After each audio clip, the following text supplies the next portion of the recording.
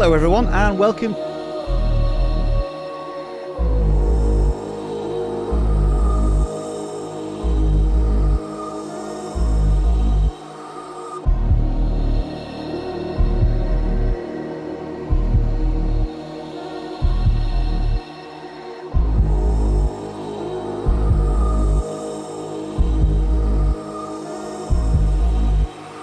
Catching a reflection in the mirror of something standing in the corner of my room, watching me, observing me.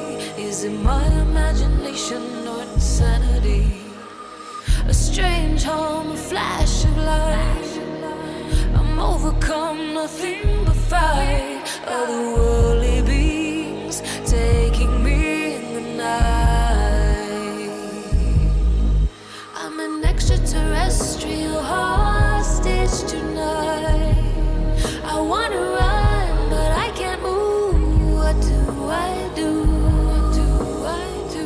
Where are they taking me? Where are they taking me? I'm an extraterrestrial hostage tonight. I wanna run, but I can't move. I don't feel real. I wake up in my bed. Was it just in my head? Looking at my hand, there's something there.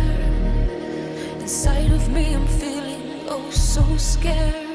Confusion and nasty fear. It wasn't just a nightmare. So loud, so bright, hypnotizing me, figures lost in time. I'm tortured, surrounding me tonight. I'm an extraterrestrial hostage tonight. I wanna run, but I can't move. What do I do? What do I do? Where are they taking me? Where are they taking me? I'm an extraterrestrial hostage tonight. I wanna run, but I can't move. I don't feel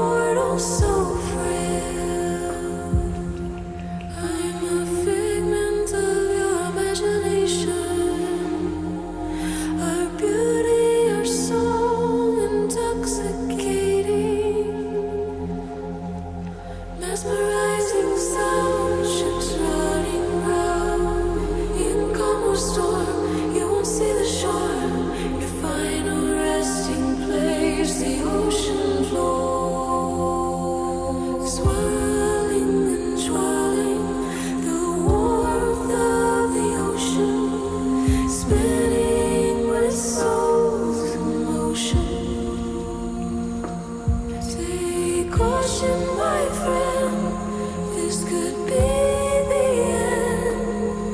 A mermaid's tale, you're mortal, so frail. Swimming with the souls of men untold, watching their demise unfold. Never to grow old, their stories never told. The souls of the sea are now caressing me. Your final resting place, the ocean, the sea, the murder of men, no one will ever find them. Swirling and twirling, the warmth of the ocean, spinning with souls in motion. Take caution, my friend, this could be the end. A mermaid's tale, you're mortal, so frail.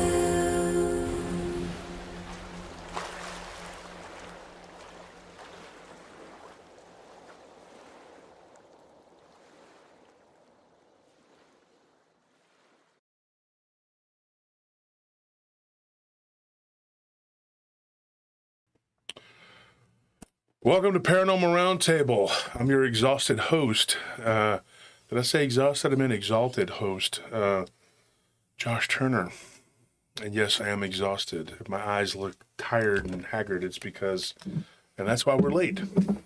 I work today along with everyone else, except for Anthony. Ain't that right, Tony? I mean, he came to us. Everybody worked except for me today. He came to us each site with his pool noodle to make sure we did a good job. But besides that, I mean, I think that was more entertainment than work. But What were you saying? that you didn't have the mic on, didn't you? Pool noodle? No. I had the mic on me. You were mumbling something about a pool noodle. What? I said, He wasn't mumbling. He said it. I don't know why you're trying to act. Yeah, I don't know what you're doing. Because this headphone was like really loud and it was distorting his voice. It was weird. So I had to turn it. Something had to have happened. Something dark side. Something. Yeah. No, like I want to know what he said though, because I wasn't paying attention.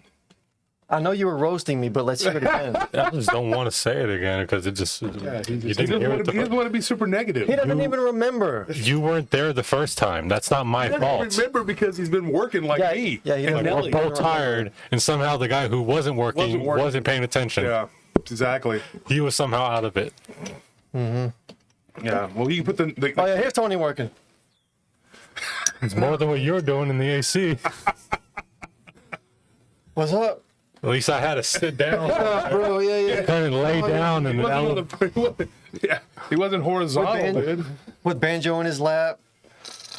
Exactly, a weighted position. He's ready to attack at any moment. Yeah. All No, five Banjo's pounds the of him. security guard. That's 'cause what I'm saying. Banjo keeps Banjo watch. does that. Yeah. Banjo barks and wakes him up. Yeah. Yeah, He's got a system. it works. A system, right? It works. Okay, I'll give you that. If it works, it works. Yeah. Yeah. Well, the key word is work. So far. It only works until it doesn't. Folks, pray for us because poor Nelly, she is home right now asleep, exhausted because she had to go do a fire watch. And then they talked me into a freaking pool monitor today, which luckily I got to sit in the shade but it was hot as a firecracker and I felt like I was going to pass out and go unconscious. People were coming up to me and they were like, "Is he okay? Get him into the water. He's dying." And I'm like, "I'm not a whale." No, it was brutal out there today. So hats off to all the guards and pool monitors and fire watch people that did their job for us. Construction workers. Construction workers. I'm just saying, like, it's just. The construction workers out there weren't working today. So what are you talking about? They don't get any props. They were at home. They were having fun. They blocked like a whole street, I think. Well, none of our workers are working. I know that. They will be on Tuesday though, but they'll have the today and tomorrow. But here's what we got going on tonight. Nelly had to work early, and she did that because Anthony was exhausted from the patrol last night. Yeah. And so she stepped up and said, "You know what? I'll do it." And she went and like a trooper, and she went and sat post. And man, it was hot. And we had some squirrely person that didn't show up. Mm-hmm. So that was real cute. That happened to two different people didn't show up. They just didn't go to work. I mean, nice of them to just leave us hanging. So yeah, we'll be remembering that. But we had an old guard come back to work for us today, which was cool. He called me out of the blue and was like, hey man, you know, well, not out of the blue. One of the other guards is still friends with him, told him, hey man, we're struggling. So it was the reappearance of two guys from the old days.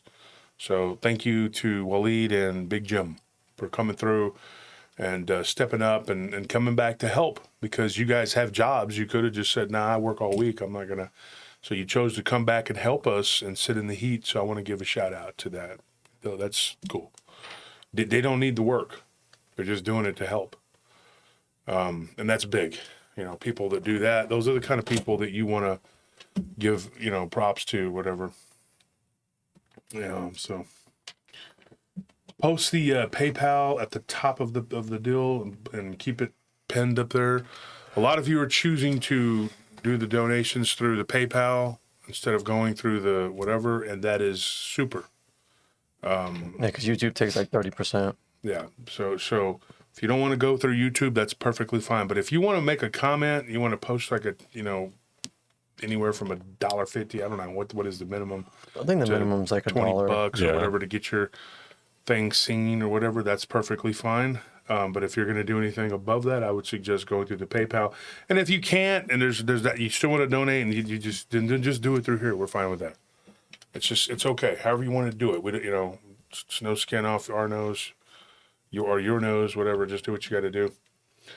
I don't really like talking about the donations, stuff like that. We don't want to dwell on that. It's something that if you want to do it, do it. If you don't. We're going to be here regardless. But it enables us to be able to keep things from going behind a paywall. So there's that. That's a big one. And, you know, I was going to say something too. Some of these people that have been making these memes, we got to step up our game, because some of the troll memes are getting pretty darn good. I was impressed with the Fabby Legos. Hats off to you, goofball. OG West timestamp, anyone? What is that for? Timestamp for what? What do you want a timestamp for? You can't rewind this. It's a live show. It's no timestamps. It's live show. So can't timestamp it. Why do we have this? Look at this. This is the mug with no. And how did that even happen? Well, you can't handle it? I think I took it out of the box. You can't like handle that, it. No, it came like that. Yeah, and so I figured like all it's good for is like being a pen holder, so I just put it in here. Defeats the purpose of putting hot something in it. So a lot of you guys and gals have been asking for the show about the pyramid with Avery. So I did have a talk with that guy today, because me and Nellie were going over the show about that. We were talking about him. And so while I was on post, I didn't have anything else to do. Luckily for me, I only had to work 5.5 hours in that damnable heat, but I hate the pools. The pools are awful.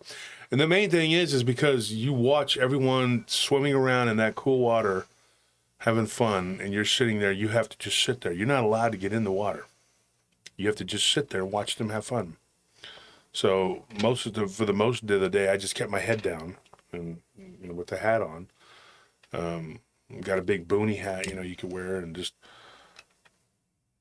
try to be as friendly as you can to people. They walk in and I'm like, welcome to Mandalay. I love you.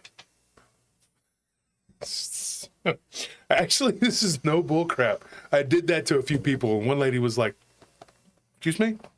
I'm like, oh, yeah, sorry. I love you. And she was just like, oh, she got it. She was like, Idiocracy. Oh, okay, cool. And then she went in and I said, yeah, yes, I was doing Idiocracy because I was just mentally drained, stunned from the heat, trying not to die. But I was like, yeah, welcome to Costco. I love you. You know, it's just how I felt. But while I was sitting there, though, I talked to a lady, and of course, I had a Paranormal Roundtable shirt on. You know, I was representing, right? And honestly, just because it was the first thing I could grab. It wasn't even planned. I'm like, oh crap, and I just grabbed one because, you know, I'm not going to wear one of these other weird shirts I wear to the show. They don't know the context. Like, who's this guy? You know? Yeah. And so I told them, I said, I'm not doing this for anything other than a favor. I don't need the 5.5 hours for my health. And my partner, he's in the hospital. And so, you know, I just was like, you know what? I'm not going to stress him out. I'm going to go ahead and do it. And is it buffering? Jack says it's buffering. I mean, it just depends on the person, on their connection, on what they're watching on where they're at. I mean, there's nothing we can do about it, honestly. It's Okay, the Wi-Fi's off. it's just YouTube. Ugh. Moon at noon, another cosmic Sunday. So we're trying to get some people in here, folks, and then we'll get started here. So a lot happened today. A whole bunch of weird stuff happened today. So this lady says she likes my shirt. She goes, what is that? And I told her about the show. So about an hour later, she comes back up and she's like, sir, I've been watching your show. She's like, and I said, oh, really? And then she watched the one about the pyramid, which was ironic that I was literally on the phone with Avery talking to him. And I thought that was crazy. I said, yeah, I'm actually talking to the guy right now. And she's like, I love your episode. That was great. She's, I've been listening to some others. So then her husband came up, and he was like, why are you talking to my wife, fool? And then I beat him up and drowned him in the pool.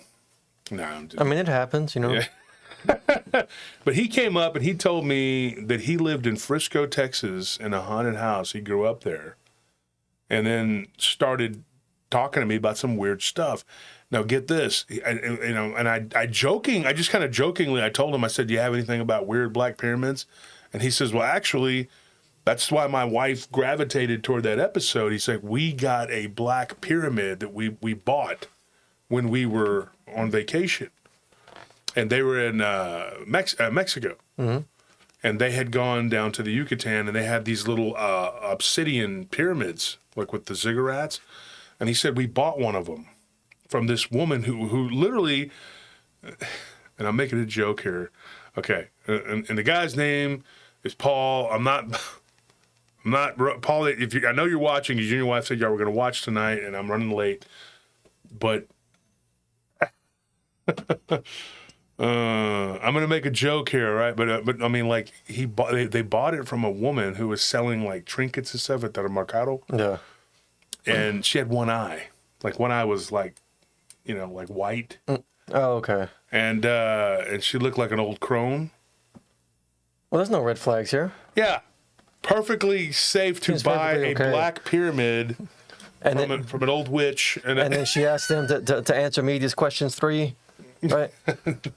Might as well have. So what ended up happening, they buy this trinket from her, and then it gets weird. Like, it starts getting weird. Like, they take it home, and some weird stuff happens.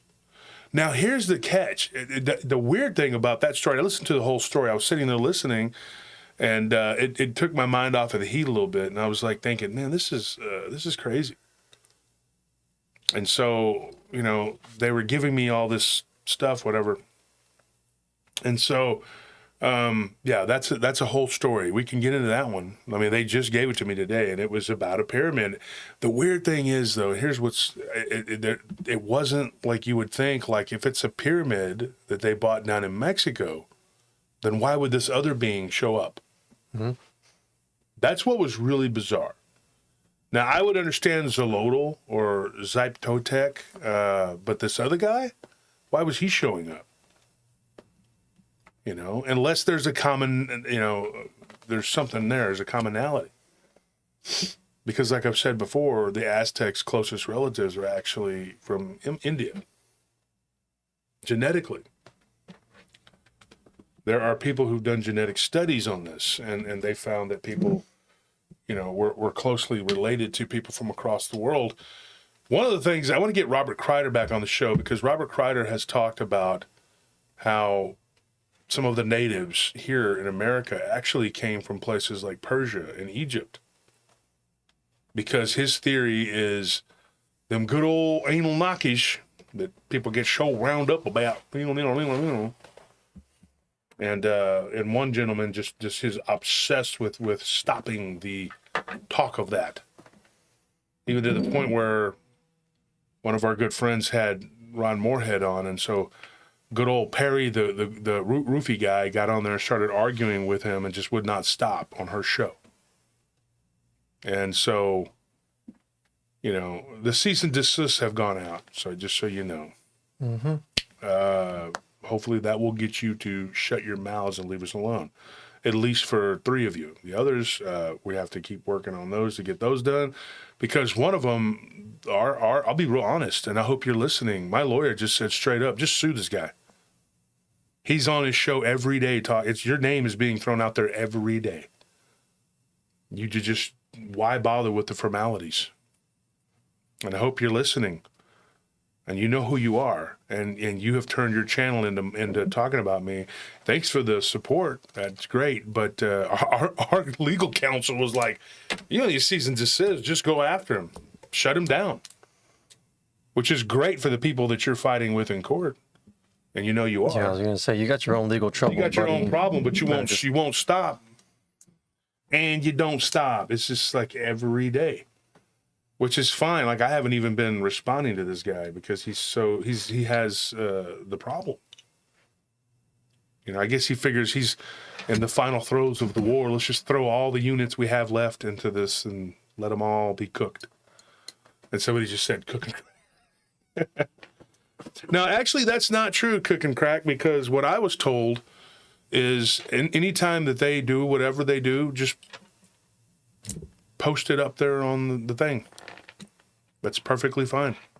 Don't add anything to it. Don't add any of your whatever. We don't need to add opinions or whatever. Just put it up there. And that is the way to combat it. So every time they do something, it's going to be put up there and everybody can see it. That's within my right to do that. Now, here's what I'm going to have to tell you. Some of these people, if you have, and this was coming from our legal counsel, they want me and Tony, Anthony, Nelly, all of us, Maddie, to distance ourselves from these people as much as possible, which may involve us having to unfriend people who are mutuals with these people. And like I told some people today, it is nothing personal. Some of you are my good friends or whatever, but I am going to have to do what I got to do to show that I have done everything I can to not be connected to these people. Yep. And I see a lot of you who are mutuals with them. Why, I have no idea. Because if you've been paying attention, you've seen and heard the things that they've been doing and saying, you would understand that we have to, they're in the wrong. Absolutely. They're not being antagonized. They're just doing it, and they won't stop. So we have to be able to show, in case this goes forward, which I hope it does, that we did our due diligence and tried everything we could to distance ourselves from these people. That's why I have to say it on here today, to try to extricate ourselves from them. And I have a lot of mutuals with a few of these guys. And so in order to show that I did my due diligence and show the court, hey, I did everything I could. And they're going to be able to say on this video that I said that, I did that. So that's pretty much it. I'm going to have to. Yeah, because I mean, the bottom line is that we can't afford to have people on our who have access to our social media and things that we're posting about our private lives, who are also in contact with these people who are harassing us. Now, everyone just kept saying block and delete, block and delete, block and delete. Okay, we did that. We blocked, we deleted, and now we're taking it a step further. Just please try to understand. We're going beyond block and delete, and now we're having to delete people who are connected to these people who are harassing us both online and in our real lives. So if you take that personally, please don't. It's not. But if you do, quite frankly, right now we have more important things to worry about than your personal feelings. So if you want to take it personally, well, then that's a personal problem. Okay, but we absolutely cannot be connected to these people in any way, shape, or form, and that means not having any mutuals with them at all. So we're going to have to do some spring cleaning on our social media friends list, and a lot of people are going to have to go. Again, it's nothing against you personally. It's for our safety. It's for the safety of our household and our family. So that's the bottom line. All right, I've said my piece on it. How you take it is how you take it. You're a grown man or grown woman. You know, just it is what it is. Yeah, and so it's an uncomfortable thing we've had to talk about. We've had to say, but I feel like I got to do what I'm being advised, and so it'll keep us safer, you know, and keep us ahead of the curve with these people. Some people I talked to today were very receptive of it, and I didn't just make a bunch of phone calls. I called a few key people that I'm friends with and just said, look, I'm going to have to do what I got to do. It's nothing personal, but, you know, and honestly, if you have been paying attention, you've seen and heard the things that they've done and said. There's screenshots of all their nastiness. You will see that we're not in the wrong. You know, we're not the ones. This has become a stalker situation. Cyber and physical stalking is taking place. So if you think that this is some sort of joke, it's not. And I've talked to several other bigger YouTubers who told me, they're like, yeah, we're dealing with the same thing with, you know, having to pull back. And this is what I was advised by 4 different big time YouTubers. And one of them just podcasting. He doesn't really do much YouTubing, but he does YouTube. He's bigger on podcasts. And these 4 different groups of people told me, they were like, don't be so close with the fans. It's an unfortunate thing, but what this particular little group of fans did and has done and is doing has opened my eyes big time. And it's unfortunate and it hurts, man. It sucks because now I can't, you know, I always I go through every day and try to answer as many messages on Messenger as I did. And then now I'm being told that I may have to stop doing that. You know, just no casual conversating. And I'm just like, these people, you don't realize what they've done. What they've done is driven a wedge between you guys and us. And their goal was to do that. Their goal was to drive a wedge between me and the other creators too. And they've done that with a couple, but not with most. Most creators are pretty much, you know, hey, we get it, because they've dealt with it even to the mildest of forms. They've dealt with it. And you can also thank them for costing you a 3rd conference. So I mean, like, everybody who didn't make it to the 1st or the 2nd kept saying, well, if you throw another one, I'll go, and we were going to do that. We're not going to do it now. And, you know, so you can say thank you to them for that. And Double D, it absolutely is gang stalking. That's what it is. That's what it's called. And they have literally built an alliance with some of the scummiest people in this community. Like, I never thought some of these people would be that twisted that they would go that route. But they are. And so it is what it is. It's where we're at. And I don't want to talk a lot about it. But I had to say what needs to be said, and it's unfortunate. But if you find yourself unfriended, this isn't a threat or trying to make you do anything we want you to do. It's what we have to do. Okay, it's just what it is, man. And I you know, if they're on your friends list, I gotta go. I can't because the more distance I put between me and them, the better. You know, and then it shows that I made an effort to try to, like I said, extricate myself from any of their activities. So, you know, and it's not fun that we have to have an armed guard in front of our house. Mm-hmm. You know, it's not fun that we have to be somebody chasing behind us in a car. We don't truck. We don't know who it is. It's happened to me now and Anthony. We don't know who it was. Well, we think we do, but we're not going to say because we can't prove it. And then it happened to my wife. And then they vandalized our patrol car here at the office, and only a handful of people know where this studio is. So, you know, and I mean, the police are like, well, what do you want us to do about it? I mean, I'm getting tired of it. We can't, what are we going to do? They're cowards. They're not going to come face me unless they can have their remedy, that they keep talking about, which is another sick thing that they do. So there's not much we can do, man. So here's what we have today. We have a lot of stories that we need to get into. Now we're 30 minutes in, and we got 365. It looks like we're doing pretty good here. Didn't want to take up too much of your time with that, but it had to be said. It has to be said.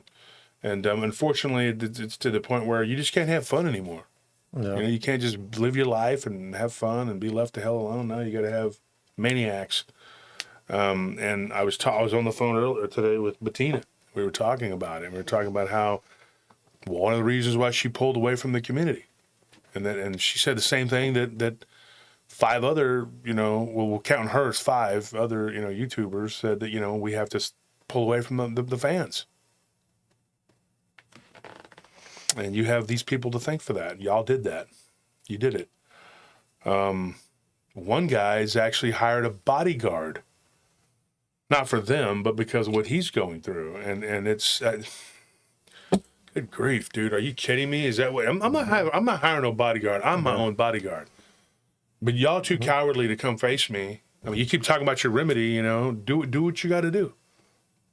And they're calling people on all days and nights. Block numbers and not respecting any time. Like calling people, all the hours of the day and night. I was on Mike Bluler's show with Red Creek Research, and then the next day he gets a call. Basically being told not to deal with me or work with me. What the hell is wrong with y'all? You watch everything I do, and then you run around and you make videos of it and you do what you got to do. That right there, you don't have a life and you don't work. Because if it was me, I had some time to do stuff. I'm not going to be looking at your show or whatever, your friends or whatever it is you're doing. Why would you be so invested? And that was Bettina's words today, was like, why are they so invested in your life or in her life or everybody else's life? We're living our lives and y'all are all, up our ass. I mean, it's the truth. I mean, that shows like a psychosis of some sort of like demented psychosis, and like one of them even was like pointing out that Mushu in the comment section on Mike Bluler's show, that Tony hadn't been on the show. Yeah, Tony has a job. That was the J-O-B. That was the annoying part, because it's like, they watch our stuff, so they know like my absence isn't because of any reason of mine besides of the fact that I have to go work. So like if I wasn't doing that, then I would obviously be her on the show. So they're just sitting there making a bull crap, even though they know 100% because of how active they are and just paying attention to our stuff, that just to be jerks, man. It's so annoying. And then you went and responded, and then Mike took it down. He said something, and then they started attacking him, and they haven't stopped. I mean, it was a fake account, but I'm pretty sure I knew exactly who it was. Well, we knew who that was, yeah. Absolutely. So I just said, like, okay, whatever you want to say, dude, but I'm doing this to help my uncle behind the scenes, because like we're a team and this is a job. We now though are able to show that there's a connection between all of them, going all the way back to the conference. It's pretty crazy, man. And one of them in particular, we were told, because we had to hire. We haven't hired him yet, but we're in talks with somebody who's a cyber investigator. And this is the truth. And that guy seems pretty confident that he could break down these fake accounts and figure out who they are. That's what he does for a living. It's not cheap, but it'll be money well spent, because we're going to expose you. So your little fake accounts, you're not going to get away with it. It's going to happen. We on our own cracked a couple of them and turned them over to people who are now taking one of these guys to court. And now our lawyers are going to be communicating and dealing with it, and it's going to happen. you're going to be exposed before the whole community. Everything you've done and said, and everybody you've called and messed with and whatever, most of them have come forward and just dumped a ton of information that we turned over to our lawyers. This isn't bragging. This is the truth. I need to address something in the chat. Look, Guy, OG West, we appreciate your super chats, but that does not entitle you to call out my uncle over and over in the chat and make the chat all about your grievances and this last message that you, dude, enough is enough. Okay, you're gonna have to understand that sometimes your questions don't get, they just, Wolf is in the middle of speaking, he's in the middle of making a point, and he doesn't always see something that comes across the screen. Okay, so I'm just giving you this one. I'm not gonna kick you out, but it's really annoying. All right. This chat is for everyone. It's not for you to keep airing your personal grievances over something petty. All right? So please just be patient. That's all I'm asking. All right? Yeah, and let me go ahead and address that too. Nicholas Bravo, thank you for that donation. It doesn't go unnoticed. And OG West, you have a legitimate statement to make. I get it. And so, but we are a little bit on edge here because, you know, on Friday, we're dealing with lawyers instead of having to do like, you know, it just, if you noticed, you know, we didn't do the show yesterday at the studio because we have so much work going on. We have a ton of work going on. And then I had to be on the phone with lawyers and be told, hey, say this, don't say that. You know, we're good to do what we got to do as far as like, putting them on blast because that's what we need to do. Let people know so that people see it. Okay, now I can't undo this. Is it? Oh, let me see. It's locked up on my side here. There we go. What did you just do so I know? Magic. I just got Magic. So anyways, let's not waste any more time on that. It's something that we had to say to you guys, and it's important. So please don't take it. Thank you for that, OG. And don't take it that we're trying to be a-holes. We're just on edge, man. I mean, we're very on edge. We get attacked constantly. I got attacked all over Facebook today. I wake up and I'm, you know, and then I'm at the pool trying to do my job, and I'm over here trying to deal with this idiot that won't stop making memes, and he's actually pretty talented. If he would stop messing with us, he could probably do something with it. You know, you'd come work with us. And That was the one thing that they lacked was funny memes. yeah, funny memes. So that's what they're. But I mean, it was funny. What's his his, just real quick, his question was about the story Shapeshifter in the Woods. If there were any, like, if you followed up on that, if there were any updates beyond what you had already told. Which Shapeshifter in the Woods? Because there's three of them that I'm working on or done or whatever. I'm not sure.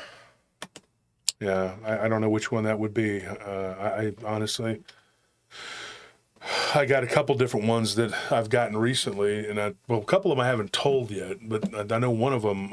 Let's see, which one is it? Just give me a reminder. Is it the one from Bosnia, or have we told that one yet? No, we just went over Bosnia. that. I don't We think just so. talked about that one. Dang, we forgot all about that one. Then if we didn't tell, that was 3 weeks ago. Thanks a lot, Tony. He said it's the only one in your name title. I told Truffles. That's what he was yelling at me today about. That's probably. He's so loud and obnoxious with that. Yeah. Man. When he thinks you got a piece of food in your hand or something. No, he just knows. Like, he's smart, so he just knows, like, hey, if I just keep making noise, you He'll have give to me give me something, something. Well, with you in You have to bribe particular, him. there was a while where you would feed him, like, every time he would see you, you would feed him a little something, and so he just associated, oh, this guy, I see Wolf food. And when you didn't give it to him, then he started throwing a fit. So you kind of spoiled him. It's Well, your I fault. always gave him those little tomatoes you like. Yeah. I can't help it, dude. I'm a I sucker know. for animals, dude. My animals, they associate me with petting and food and whatever. They know they're going to get their way with me. I don't tell them no. Yeah. I get on to them, but I'm not mean to them at all. I can't hit them or anything like that. Somebody had told me, you got to discipline those animals. Like, what do you want me to kick them? Rock bottom. I'm not going to do that, man. Just give him a OG West, we're good. Don't worry about it, man. Anthony just on edge, like I said, and the timing wasn't good. And, you can only take so much crap. And then you just get to the point where you're like, look, this is what has to happen. And unfortunately, Maddie, she's in the chat. She's having to go through it too.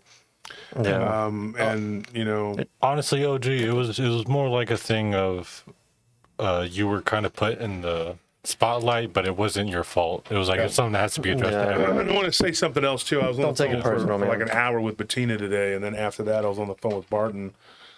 And Barton really doesn't want to be involved. He wants to be neutral, and he doesn't want to be mean and tell these people to leave his chat. But I told him, unfortunately, I can't go into the chat where they're at, because then that shows a willingness for me to be around them.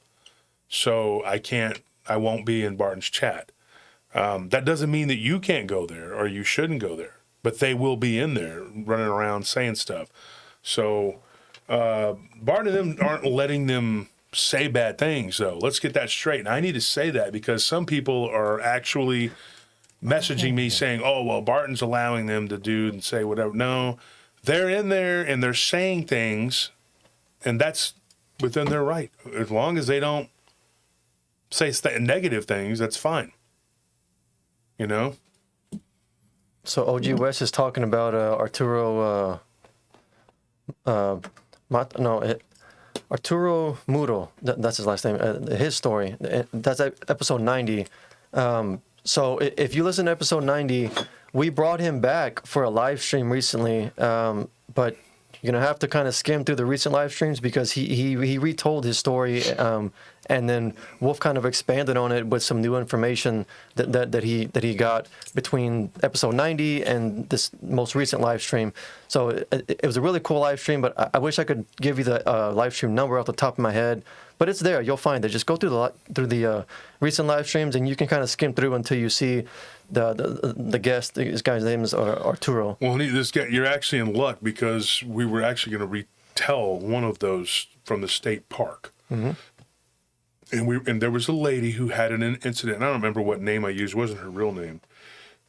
But she was one of the people from that particular episode. And I thought about doing that one on a standalone podcast episode. I think we're going to do the Black Pyramid on the podcast episode. Yeah. We just haven't had time to be able to, do it and then edit it.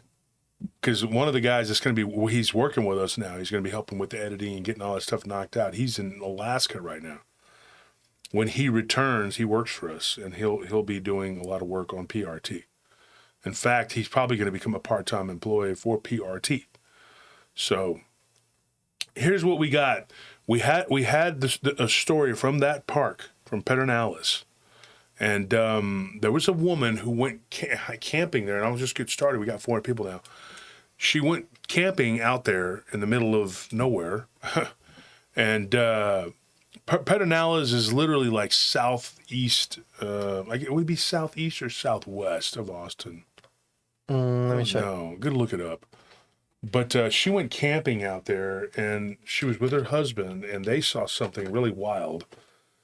And it wasn't the same thing as what was being seen by Juan Arturo, but it was something very bizarre. Southwest of Austin. Southwest of Austin, okay. So, and we've been out there. Me and Anthony and Tony went out there and did a little exploring. And the other state park was, oh my gosh, one outside of Kingsland. Can you look it up? Yeah. It's out there. We went to visit the Chainsaw Massacre house, which I played in as a kid. My dad's friends owned it. They were just some goofy hippies. So, state park outside of Kingsland. There's a few. There's Longhorn Cavern State Park. There's Inks Lake State Park. Inks Lake. Okay. The Longhorn Caverns is another weird thing, but Inks Lake is got a bunch of caves too. But that one was the one where the guys, actually they were brothers, I believe, if I'm not mistaken, and they saw Comanches, what they believed were Comanche Indians. And they looked flesh and blood, real, like they had been living like that for a long time. And it was near a stream where they were at, and they had taken their horses down there, and they heard the horses, and they were like, whoa, these are, natives, and they don't know if they were ghosts or not. The leather mask. I was a child when that movie was, I wasn't even born when that movie was made. And neither was Chris Garitano, who wrote a book about it, but because Chris is almost exactly 1 year younger than me. What's crazy is that this thing that happened in Pedernales, these people saw something, and now this is what's so bizarre. All right, they saw something almost identical. Now, yesterday when I was on the show last night, we did werewolf stories. Now you got to check those out. One of them, and people were asking about where the second story took place or whatever. That one was in Massachusetts. The first one, I believe, was in Eastern Oregon. I believe it was. Wasn't it Eastern Oregon? Yeah. Okay. I did talk to him yesterday briefly after the show, and he says, "Hey, man, it's cool. You can tell him where I don't care." And so I said, "All right, so it's fine, but I'm not going to go into any real detail." But it was in Eastern Oregon. So what ended up happening with this situation? And I will call her Martha, okay, because that's what she asked me to call her, okay. But her and her husband went out to the state park, and we talked about this when Juan was on the show last time, because there's a lot of weird stuff coming out of the state national parks. And if you've been paying attention, you know this. You know, David Paulides' books and everything. I've read a couple of them. And he recently joined Paranormal Roundtable group. So he's in there too now, I guess. I think we approved him. I mean, you know. Mm-hmm. But for whatever reason, he wanted to join. Probably wanted to see who was in there and what kind of weirdness was going on. He's like, "What's going on over here?" Kind of weird stuff. I'm hearing all kinds of weird reports. And now my enemies will run over there and be like, "David, hey, I want to save you from this guy. He's horrible. He tells all kinds of stuff. All kinds of truths. You don't want it. You don't want that. You don't want to listen to this guy. There's a lot of other outliers out there that you can listen to. Stay away from him. He's going to come at you with the truth. It's going to suck." And it's amazing that they want to go, these people that were formerly friends, and they were like all about, "Hey, you know, we like you because you're about the truth and we support you, whatever." And then over some meatloaf dispute, now you're attacking me and going to destroy me. Even though for years you said that my information, you checked it and it was spot on and you're ready to support the truth tellers. And now, your nephew dated a girl. Go to hell. I want you to go to hell and you die. What about all the truth I'm spreading out? Small price to pay for my pride. Okay. That's a sacrifice I'm willing to make. Yeah. That's the sacrifice I'm willing to make. You go to hell and you die. So what ended up happening with this situation at the state park, and it was something I went over with Juan about, you know, a little bit about this story. They had a crazy incident, but it's going to tie into something that happened in South Texas. Now, I didn't get to that one last night. And we didn't go to Rumble because Rob Yox couldn't make it and Chris James couldn't make it. And my apologies to Truth. But I ended up having to go on and do the show from home because Nellie wasn't feeling good, wasn't comfortable. We've had some weird stuff happen around our house. It's probably the same people. I can't say for sure, but I'm pretty sure, you know, 2 and 2 equals 4. At least I thought it did until they did, you know, Common Core math. But so what ended up happening, this woman and her husband were in a camper trailer in Pedernales, same place and in the same vicinity of where Juan had his experience. But this one happened like way back in like, I want to say 1999 or something like that. I don't even think it was this century. I think it was like right before the turn of the century. That sounds weird to say, right? You know, like it's 2024, like the turn of the century, you know. But they had something really bizarre happen, unless I'm getting the dates wrong with something else, but it's irrelevant, whatever. And they saw, well, they had something bumping and banging around their camper trailer, and they were there for the weekend, and it was a very beautiful spot. We went out there, Anthony, with Nellie, we drove around, we looked. It's a pretty place. Yeah. Very peaceful during the day. But that night, something was bumping around and banging around their trailer. And so one by one, their neighbors left. So they got out there Friday afternoon after work, right? It was a long weekend, you know, and so they were like, but it wasn't Memorial. It was, what's the other one at the end? Labor Day weekend, whatever. So they went out there Labor Day weekend, and one by one, their neighbors all were leaving. And she says, looking back on it, it would have been nice to get to know why they were taking off. And by Sunday, they were the only ones there. And they were going to leave, Monday evenings. And so she said, we didn't make it. We heard this bumping and banging, and there was this weird howling sound that came out of the woods. And she said by Sunday night, we were the last ones there, last of the Mohicans. And she said that she sees a woman come out of the woods, completely nude, right? Come out of the woods with what looked like blood all over her chest, down to her stomach, from her mouth. And like I said, this is, now if you got kiddos around or whatever, tell them to go to bed or something. I don't want to terrify them with this. Because this is a scary thing, And so, it's a freaking gnat. Damn Nazis. See, I just killed that. That shows you that I'm not a Nazi sympathizer. Because apparently I'm a Muslim apologist, a Nazi sympathizer, a communist, somehow a Catholic and a Protestant. I'm a Catholic. Yeah, I'm a Catholic Jesuit. Misinformation guy. Okay. And then a Buddhist and a Hindu, and I'm everything. I'm a joker. I'm a toker. Whatever it's whatever. There it is again. Is that a gnat? What is that?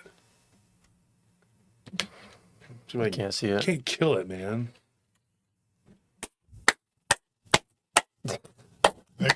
Like one of those monkeys with the symbols. Yay! I got it. What? Oh, is it over there now? It was in front of me. Dude, Texas has been inundated with gnats, folks. We are under attack. I didn't realize until I looked up in the ceiling. I'm like, oh my gosh. Oh my God, they're everywhere, dude. And everywhere you go. Dude, I went to the restroom at one of the sites, and I'm not joking. I thought the ceiling was black. Have you been to our outside refrigerator? Yeah. It's bad out there. Where, in the garage? Yeah. I don't use that refrigerator thing. Yeah. See, it's right here. There it goes. It's like one little turd, and he just won't stop. Anyway, sorry, folks. It's really, they're horrible right now in Austin. They even had a little thing on the news. They're like, are you getting sick of your gnats? No, yeah, we love them. No, who isn't? Whatever. Well, there's all kinds of things you can do. Offer them somebody in your family to eat. Like, oh, okay, that's great. That sounds like a solution that Austin would come up with. Let's just give them somebody. So what ended up happening? This family, they see this husband and wife. They're retirees at that time. They were on the verge of being retired anyway. They're retirees now. Let's put it that way. And they were like in their 40s at that time. And they're up there in age now. But she was like, I'm older. She's like, but I'll never forget this as long as I live. She was like, it was not. This was her son-in-law that turned them on to our show. And he heard that episode. Yeah, Josh Turner is Amish. I heard that too the other day, but I was literally, somebody said that like on Reddit or something, that I was a former Amish and that's why I don't like them. And I'm like, Joshua Hezekiah Turner. I always knew you were too good at building IKEA. Oh my gosh. Anytime I talk about anything, if I tell the truth about it, then I become that. So I am now that. I am whatever you Amish Jesuit. Somebody said I was Jewish, then they said I was anti-Jewish, and then they said I was a Nazi, and they said I was a communist and a communist sympathizer, and that I belonged to the Communist Party, and they could prove it. And I'm like, you are all. And then the wildest things. I'm a werewolf too. That's why I did the show about the werewolf, to throw everybody off the trail of us werewolves. Like, go get your head examined. Okay, if anything, I'm a truther. You can call me that. That's what it is. You just want to call me something bad because you're just crazy. So, anyways, she said, look, she's like, I see this woman come out of the woods, stained with blood, and then she shrieks You know, this is right at dawn and, you know, the beginning of the day. And she's like, so she told her husband, she said, I think I just saw a naked woman come out of the woods. And her husband's like, and she made a joke. She was like, of course, you know, he ran out to go look. She's like, you don't move that fast. And he's like, well, I wanted to make sure it was real. Because he's like asking her what she looked like. And she's like, why? It's not the pretty ones that come out of the woods naked. Well, actually, this one was a young, attractive female. Well, maybe she looked young, but she was actually an old crone. Well, according to this, what she saw. Yeah. Okay. She says she wasn't an unattractive person. She's like, and but she looked crazy. Now I asked her, I said, was she holding anything in her hand, like a knife or anything like that? And she's like, no. She's like, so I thought it prudent to go and maybe find a park ranger and say, look, there's a woman that's covered in blood. She could be hurt. And so they head back up to the front of the property, whatever, and there's nobody there. Nobody's there watching the place, whatever. So she's like, well, you know, nothing we can do. There's nobody to tell. You know, this is like most people didn't have cell phones at this time. So she's like, we didn't have a cell phone. Now, you know, imagine you're camping and there's no cell phone. Oh my gosh, that's kind of how we grew up. But now, you know, it's like, oh, there's cell phones. You got to have a cell phone. Don't go out anywhere without a cell phone. Somebody might not be able to get a hold of you to aggravate you about your car's extended warranty. So they go back up to the spot where they were camped out at. They hung out and they just said, you know what, we're going to finish. We're not going to let this weird stuff that's been going on, you know.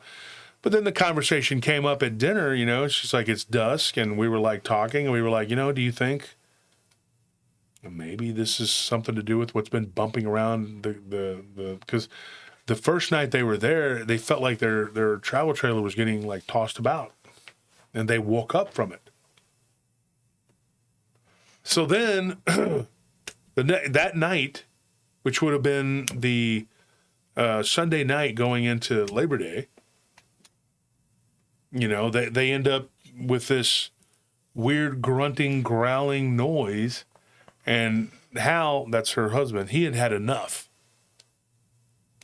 So he's armed, Texas, and he opens the door and he's out there with a double barrel and he's like, I got 2 barrels. You feel like stopping? He comes around the corner and what he sees, she says, it's like an image that's indelibly burned into his mind for the rest of his life.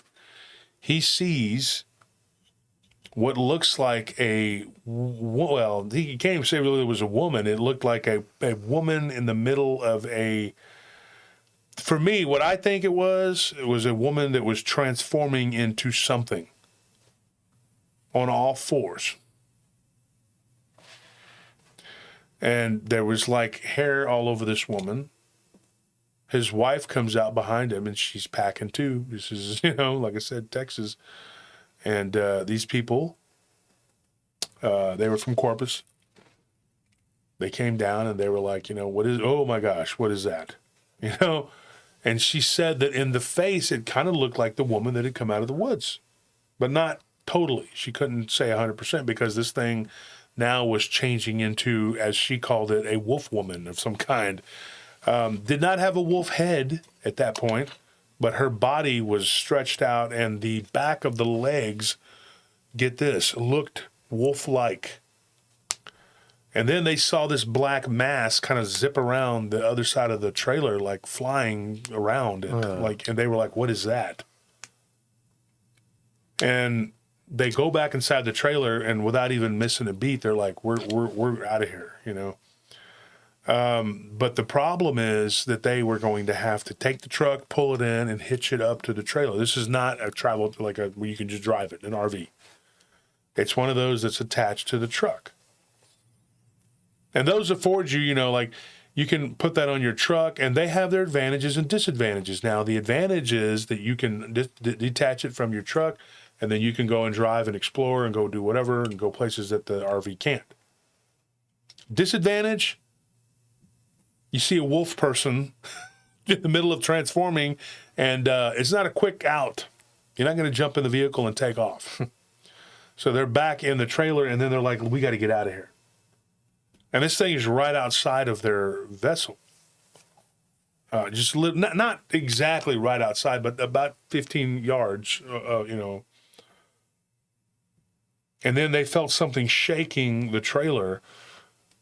She looks out the window and she says, what I see is something distinctly different than this wolf woman thing that was changing or doing whatever it was doing. Because she looked out, she didn't see her again. She didn't know where she went.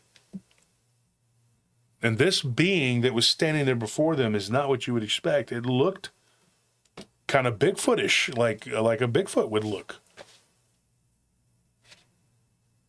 And so, you know, when I got this story, that's why I contacted Juan and I said, look, I need you to come back on the show and reiterate what happened to you. You know, because this is an elderly couple, and I was asked by their daughter and son-in-law not to have them tell it on the show because it might be a little too stressful. They have a hard time talking about it. So over the course of a week or so, back and forth, they gave me all the information. And some of it was pieced together by their children.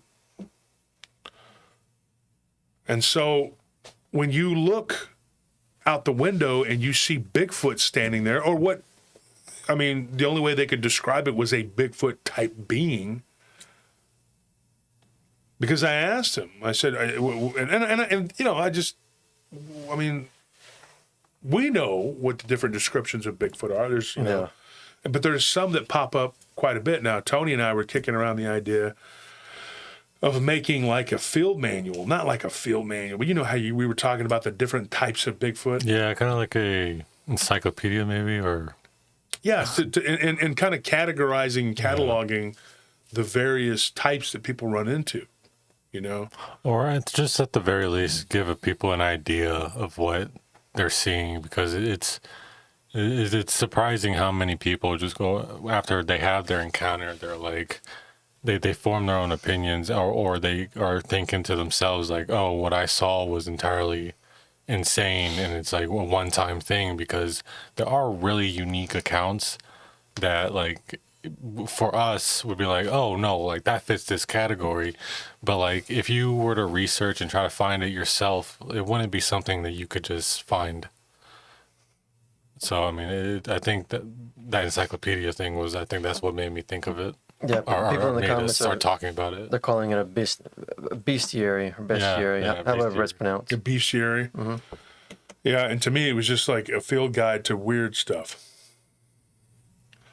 And then just do all the various different types of whatever.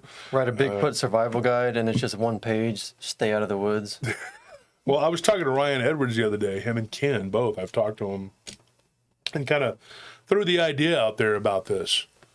And I think Ken said it had already been done or something. And I'm like, how long ago? Yeah, how updated? Because Ken probably remembers the books that were written in the 30s and 40s when he was a middle-aged man.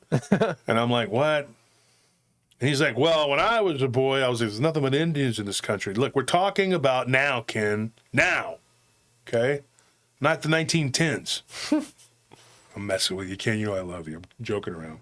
And Ryan, you know, he's like, I'm still in middle school. I don't know if I should be. He's in middle school with like a beard and.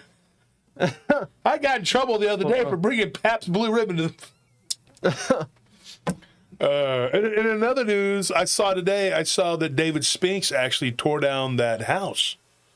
Supposedly the most haunted house or whatever. He had a crew leveling it. Good.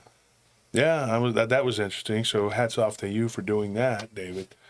But anyways, so what happens, you know, we ended up with this Bigfoot thing outside the window, and she's like, if I hadn't seen it and somebody told me this story, she's like, I know it sounds crazy.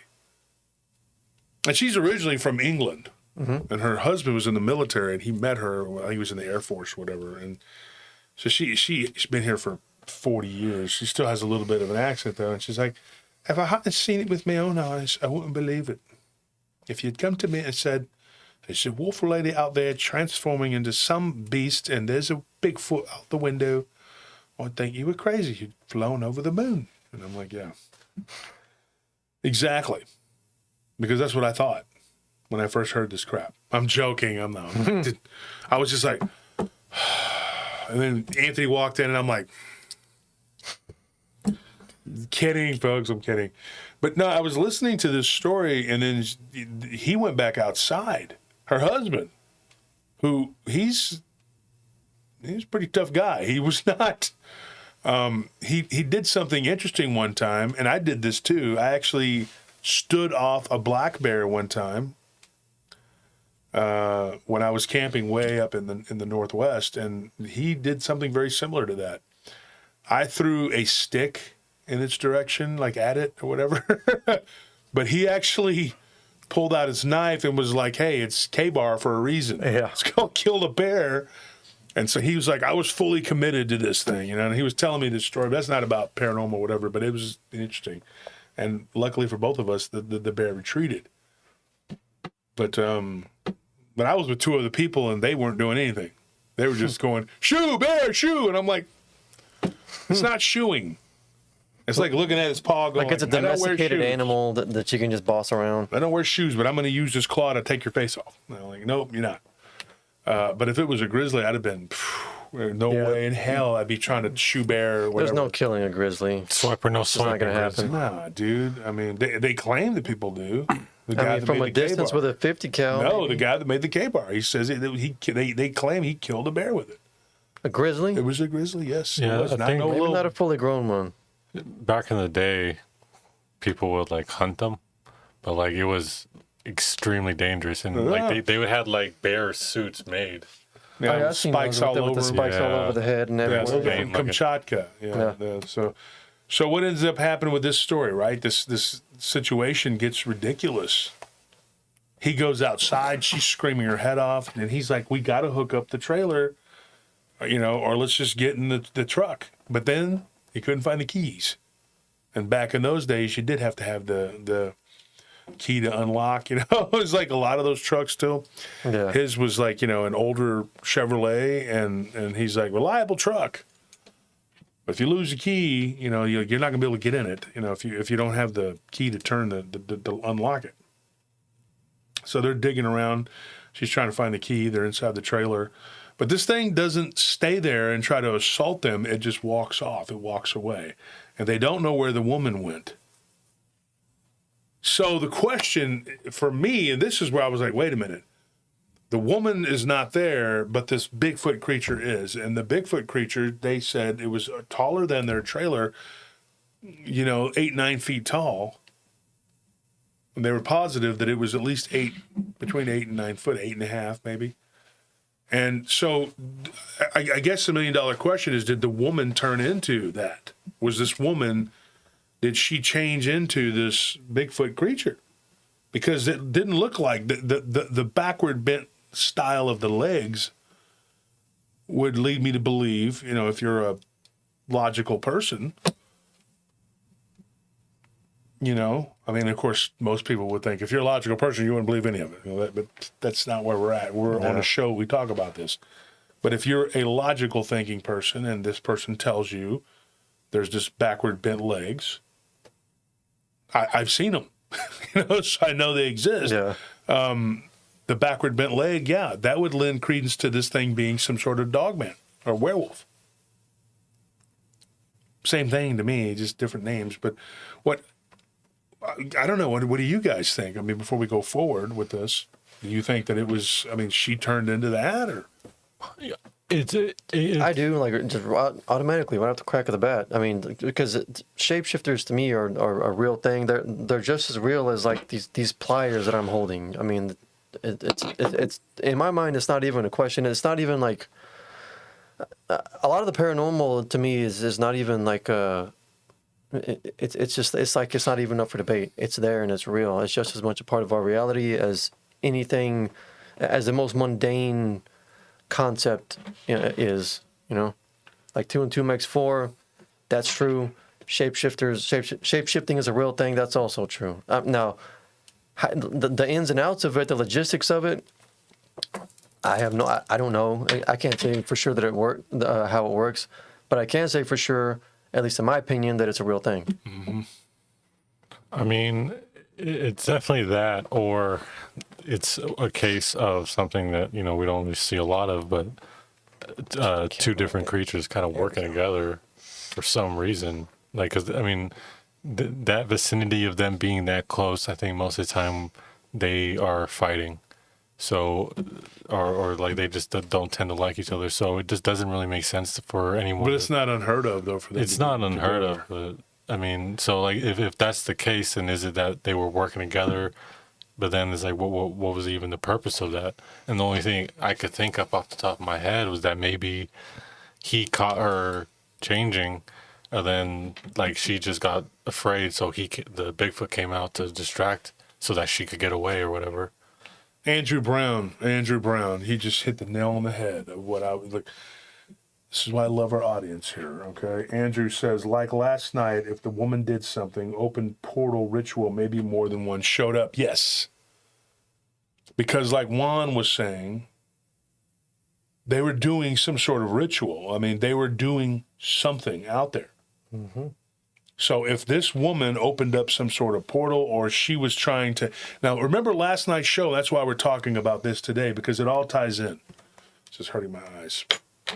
But it all ties in. Now, if this woman last night, the kid last night, he was doing the black magic on the ranch in Oregon, right? So what ends up happening? He's summoning something, but what him and his friends wanted to do was turn into werewolves. And so to achieve that aim, they used some sort of magic. But these beings, thank you for that donation, Jim Kovacs. We really, really appreciate it. They summoned something like the ones with Juan Arturo Mata, right? Something was a ritual, a ceremony was being done. Now, I would hazard to guess when it happened to Juan, it wasn't the first time that they were out there doing this. So they were probably doing it even back then when this couple from Corpus came up. Right? After they did their research on this thing, they were at Port Aransas for a get-together. And we love Port A. We go there all the time. But we've met some interesting people on the beach out there who've told us some weird stories. And so the same thing happened to them. They were talking. They had a few beers with this other people. They had to get together, and they were fresh fish right out of the ocean, and they were frying it up right there on the beach. Cool, man. Don't get no better than that.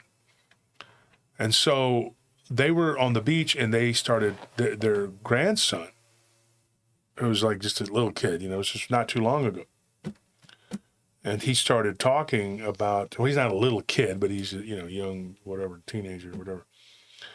And he started talking about what happened to them. And this girl says, which state park was this? And when they said it, she goes, oh my gosh. She's like, my aunt and uncle went there and had something really weird happen. But this one was in 2006, or no, 2007? No, 2006. And there's another thing that happened in 2007. That's a different one. But this one was that particular park. And this girl, so I got in touch with her. Like, cool that I got to have a conversation with her, but she ended up giving me information. Her name is Stacy. And one of the things that she told me was her aunt and uncle. Unfortunately, her aunt and uncle had a house fire down in South Texas, or in West Texas, and her uncle passed away from smoke inhalation. But the aunt she's still alive, but she's had a stroke, but she still has her faculties. Yeah. But I talked to her a little bit during the conversation. She would kind of get stuck on a few things, but Stacy was kind of fixing, filling the blanks, whatever. And what I was led to believe from that conversation, I'll get to that one in a minute. Now, it takes you down this whole rabbit hole. So what they did was they ended up getting in touch with these people, and then they find out that there is an entire, and I don't want people going and trolling them and messing with them, but they have a forum where you can go to, and this goes back all the way back to the old days of AOL, the the dial-up or whatever. There's like a forum about this, about the state parks and these shapeshifters that are there. It was unbelievable. I was like, wow. So I opened up a whole treasure trove of this. And cool that and of course, there's one of my listeners was on there. And when I said, my name's Josh Turner, I'm Paranormal Roundtable, and, immediately, one of the listeners came up and said, he had a handle, and he was like, yeah, I know who you are, blah, blah, blah. And we started talking. And so there's a whole thing about it on 2 or 3 different sites. And, but they're very guarded about, people coming in and trolling because they have had what they believe were shills going in there and trying to infiltrate and disrupt everything because they're talking about some heady stuff. Thank you for that donation. It's not much. It's my first donation. Just figured it out. We'll definitely give more when I can. I support and love PRT. Thanks, everyone. No problem. Thank you for donating. It's just wonderful that people try to help us at all. We appreciate it. So what ends up happening with this situation, so I go down this rabbit hole. Of course, Anthony, you're not surprised because I've been kind of keeping you up on it. Now, you've been working a lot, and we've only been kind of like you and Stefan and me and Nellie and all of us, just kind of 2 ships passing in the night. Yeah. And then actually, if I see Anthony, it's work. Yeah. But good thing is when we have to work together, we actually are able to talk about this stuff, and we can do it, and it kind of keeps us awake. The other day, I was so tired, I was asleep in the car, and then, he was doing the round, and I was like, I just couldn't do it. I hit the wall. But thank God, you finished it, and then when you retired, I was awake, so it worked out. But, we still, through all of this, we are still trying to do the show. And we're trying to pack because we have to move, because when people stalk you to death, you have to move. I don't want to say to death, I want to curse myself because that could be their ultimate goal. I don't know. I'm just trying to get the hell out so they won't know where we live. And that's a shame. So, you got to live in private now. I never thought I'd see the day when I had to. It's ridiculous. But anyway, there's evil in this world, folks, and these people out there doing whatever they're doing, they're evil. And I'm sure they probably don't like me sitting here and talking about it. But there are other people who have dealt with this and are dealing with this. And people go out there, you don't know what's going to happen to you. And I don't know how much the people that run these places know or what they don't know. No. Because these rangers never seem to be around when they need them. Mm-hmm. And then when Stacy's aunt and uncle told the park rangers about it, they were just like, oh, okay. Well, we'll keep our eyes and ears open. Be sure and come back. I mean, I would say like maybe at the very least, the park rangers it's likely that they know what areas to stay away from. Because, they spend more time out there than anyone else. Like, how could they not know something? Yeah. And they've been getting told. Yeah. They're being told this. And it's one of the things that David Politis has talked about too, he's pointed that out, like these, how do you not know? Yeah. How are you oblivious to this? It's happening in your state park. You don't know? That's your job to know. You've been hearing about it. I think that's probably part of it too, is that like they don't probably like come to you and tell you like, oh, hey, there's spookies in the woods. But as you probably like work the job and you start seeing all this weird stuff, you're going to eventually like go up to someone and be like, hey, like what the heck is going on here? Or then they'll probably bring you aside depending on how you react and like then like fill you in a little bit more. But I think like that's why there's not a lot of like people, or there are people in there that are like, oh, there's nothing going on. It's probably because they just haven't experienced enough stuff to been kind of like let in to be like, hey, there's more to this. Maddie points out that the park rangers kept their mouths shut for the stuff that goes on in national parks. That's national parks. But you realize that for every, you okay? Yeah. It's just, for every national park, there's like 10 state parks. If not more, it depends on the state. So it's happening, and this is a state park, but it's happening in state parks all around the country. You could literally just do shows from now until the end of time, just based on the weird stuff that comes out of just the state parks. Not even mentioning like the stuff that we've heard from Yosemite and from Yellowstone, in particular, those two in particular. You know, it's so encompassing. I mean, it's like Weatherly, writing a book about all the 50 states. It's a daunting task, and it's an ambitious project, which I think eventually he will achieve it. You know, he's doing what he's got to do. But it's like Paulides, he can't write enough books about this stuff. He's just got to hit the cliff notes. What happened? One of the problem pools. Hang on, we'll be right back. Hold on, folks. Let me put a. Is it this one? Q&A starting shortly. No. Click the one that says we'll be right back or something. Doesn't say that on here.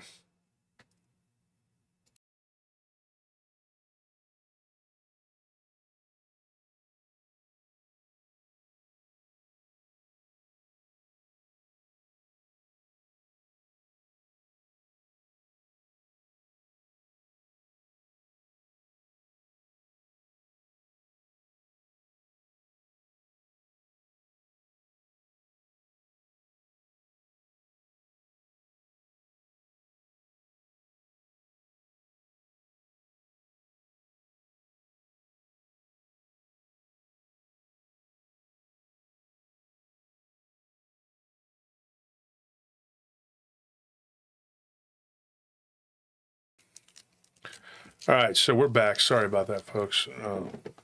Some work stuff never ends. Yeah, work, and it's Memorial Weekend, so the pools are a constant problem. You grab me a drink out of there when you come back? Yeah.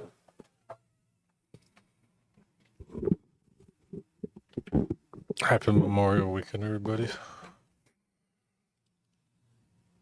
And happy birthday to my little sister.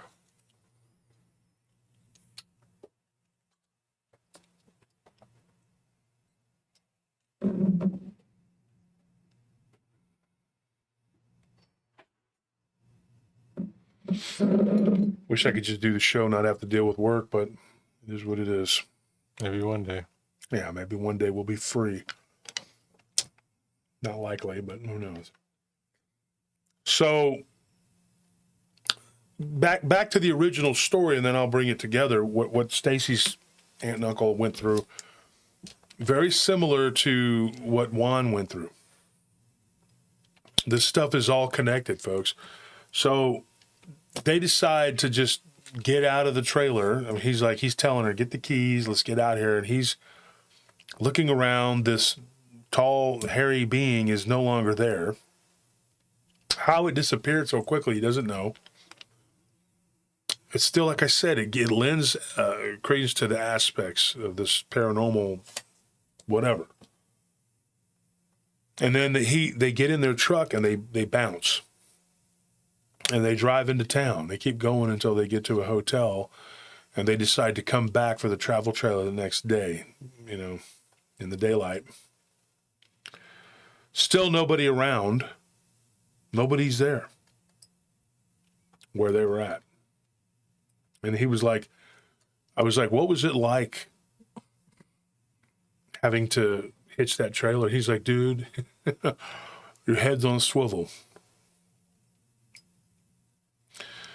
I still am confused, though, like if this woman thing, whatever it was changing into something, it wouldn't have been a Bigfoot with those kind of legs. Yeah, like that's what made me think that, like, it doesn't make sense for her to change into a werewolf and then a Bigfoot real quick. Yeah. That's what made me think that it could be possible that they caught her changing. And then, like, there was something else in the vicinity that came out real quick to distract them so that she could get away. And something was large, that was shaking that travel trailer. It was a huge travel trailer. Yeah. I mean, but who knows? Like, who knows really what the rules are with these things? I mean, if there are rules, I'm sure there's some kind of There's parameters. definitely some kind of rules, because, like, they obviously aren't allowed to show themselves to us. Or there's something with that. I mean, I wonder about these beings, you know, and what they do and what their purpose is. But, you know, the story that we talked about last night, if you haven't heard it, you know, the werewolf stories, it was called Savage Terror. I believe Anthony named it that. We used that because in one of the stories, it was they said that it was just savage, you know. And then another one, it was called a terror or whatever. So that became the name of the show. And somebody just said, "Thank you, Jason, for that donation. Appreciate that a lot." It was And pretending to be a Bigfoot. Yeah, Leone could be. what's interesting is that is like they definitely don't work together, but they do seem to have like a similar overarching goal because they do, even though like there are so many different cryptids and ghosts and supernatural entities, they all kind of follow the rule of like try to not expose all of us, like try to stay as hidden as possible, don't be out there causing a bunch of issues. So like that's what I don't get is like what is the unilateral rule that they all kind of just listen to, and what is like the purpose of that? Close the door because he's on the phone. So we got to get in the habit of that when he has to go out there and talk. Just close that door. So what ended up happening with this, the situation, this first story, they got away. And he's like, when we were leaving, this black mass comes floating out of the woods, and it was like a shadowy looking thing. And both of them were trying to tell me this at the same time. They were like, you know, and then finally I said, look, I can't, you're both talking. Let me, because they were very adamant that this was what that thing was, whatever it was, scared the crap out of them. And Martha had expressed that it was more terrifying than the actual creatures. For whatever reason, she goes, I don't know why. Just it's a very soft voice, but she's like, I don't know why, but it just seemed more terrifying than these creatures. And I was like, yeah, because it's the source. It's And she's like, also very possible. the unknown too, because at least with a Bigfoot and like a dog man, it's something identifiable. The thing about the black mass is just like it's just a force that's coming at you, and you don't understand anything about it. Yeah, and you have to deal with what the possibility, the very real possibility that this is some sort of demonic entity in and of itself. Mm-hmm. Or could it just be like one of my colleagues recently was telling me that they think that this is, and he didn't want to go on the record as saying it, or I'd just say his name, because he's working on his own theory about it. So I got to hurry up and write my book. I'm going to beat you to the punch. Now, we're all working together. We're all in this together. We're trying to figure it out. But this black mass, a form of energy that's like a spinoff of the black goo,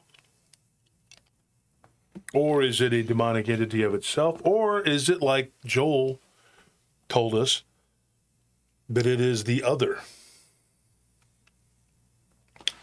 And what these guys were trying to do yesterday, on yesterday's show, ties into this one. This one and the other show about the state parks, it all ties together. That's why we're talking about it today. And so whenever you get this black mass, whatever, now I'm going to say this, and I don't know if I said this on the show last night, with this kid, Chad, not his real name, but that's what we called him.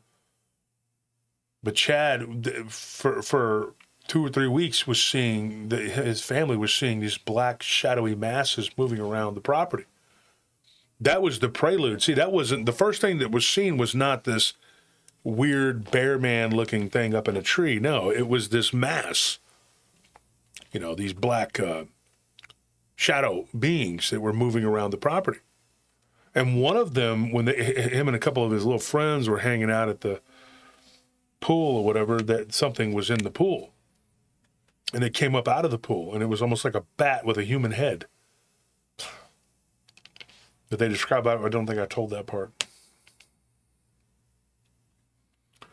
So you have I mean, what would we call it? A demonic entity? I mean, is that what it is? A type of black energy? Yeah.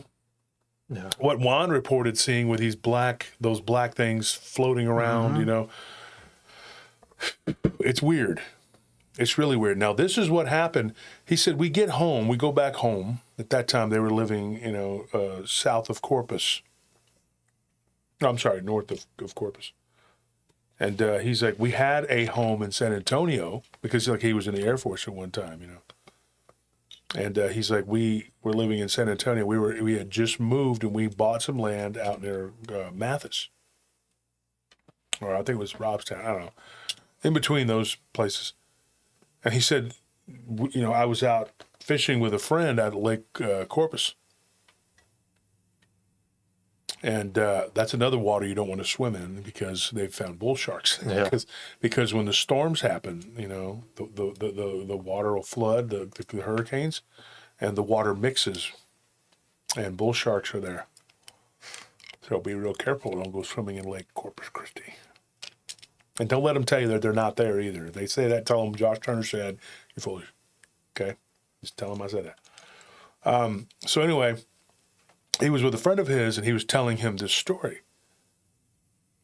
And he said, while we're talking, we're pulling the boat in.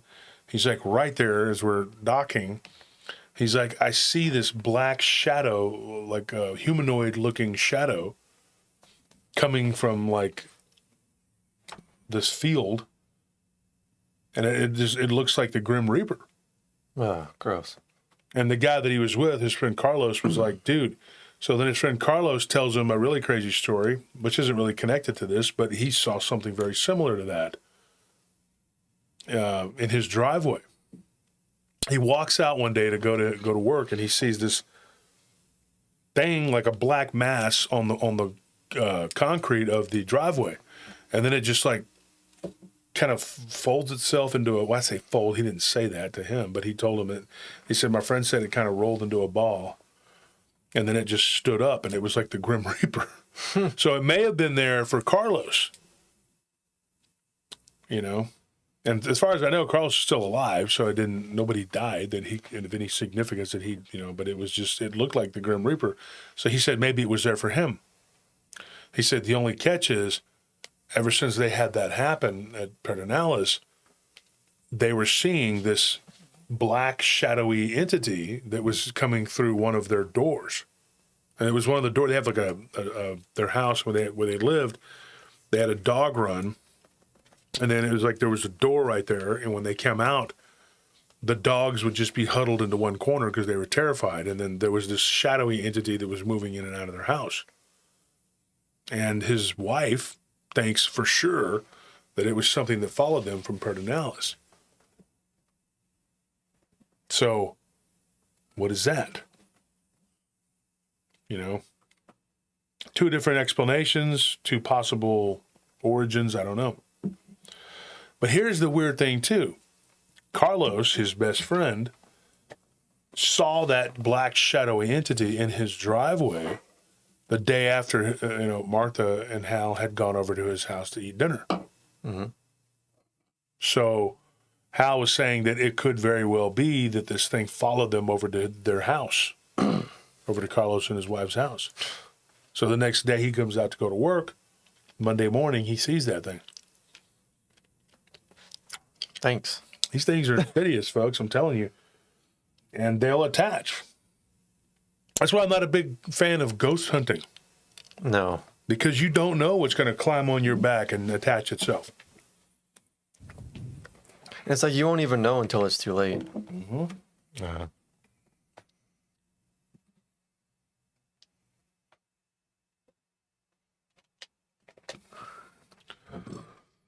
Plus, Okay. the end result of ghost hunting really is doesn't really accomplish anything.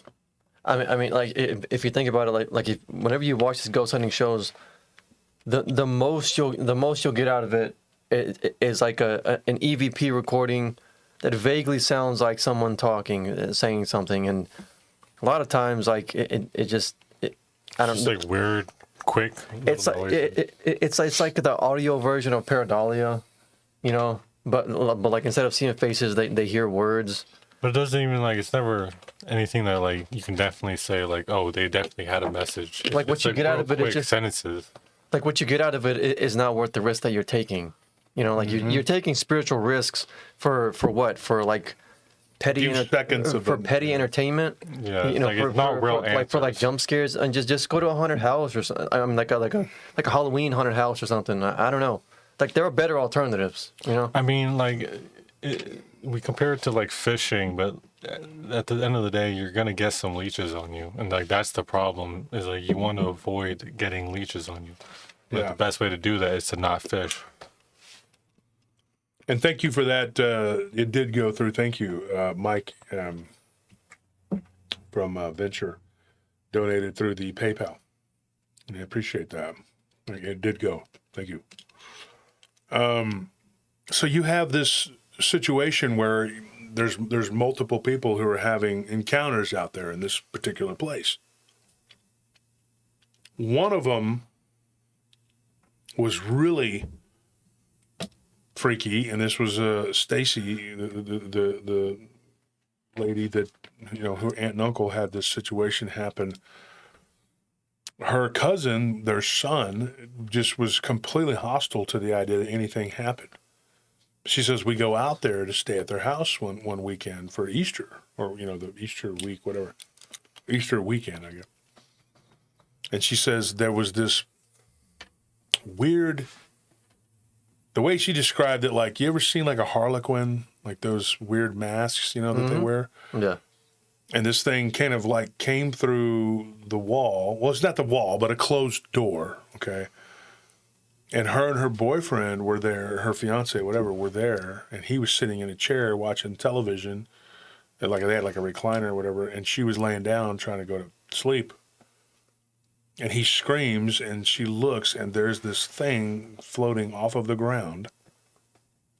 Now, this is what happened after, and this is what she goes, this is what made me a believer. She goes, before that, I just thought it was a strange story that my aunt and uncle had told.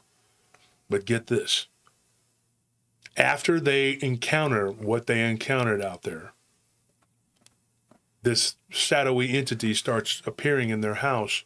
2 months later, they had an electrical fire, which they got fixed, supposedly. They had an electrician come, and he said, something's wrong here. This shouldn't be happening. There's no... Yeah.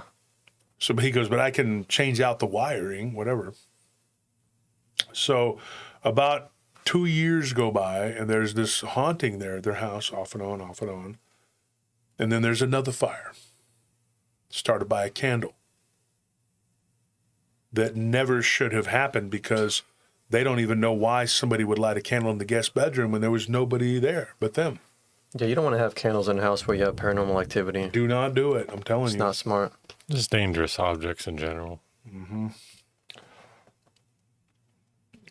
Yeah, this chat is bouncing around, Lolo. I don't know what's going on with this damn. I hate when it does that. You can't get an accurate count on it. Yeah, it's just YouTube because they outsource all their coding to like third world countries. So right now YouTube is running on code written by some 12-year-old in New Delhi or something, and they pay him in peanuts. They don't care. Pay them in high fives. Yeah, they pay him in coconut curry chicken nuggets. It's very specific. Wow. So this episode will probably be demonetized. Thank you for that, Anthony. We appreciate that. That was a conversation for Rumble, but no, thank you. There's nothing wrong with coconut curry chicken nuggets. They're delicious. What are you talking about? Okay. That's your own prejudice against coconut curry chicken nuggets. Yeah, exactly. So if you have questions, put them in all caps, but I'm going to get into this next encounter. And so what her aunt and uncle saw, and she's kind of taken up the mantle for this, you know, and they met at this get-together kind of by accident down in Port Aransas, but not really, because they were talking about all kinds of weird stuff. And she's like, I, at that time, was not living that far away. And so when this conversation came up about it or whatever, her and her husband decided to go and, go up to the place where they were having the big get together.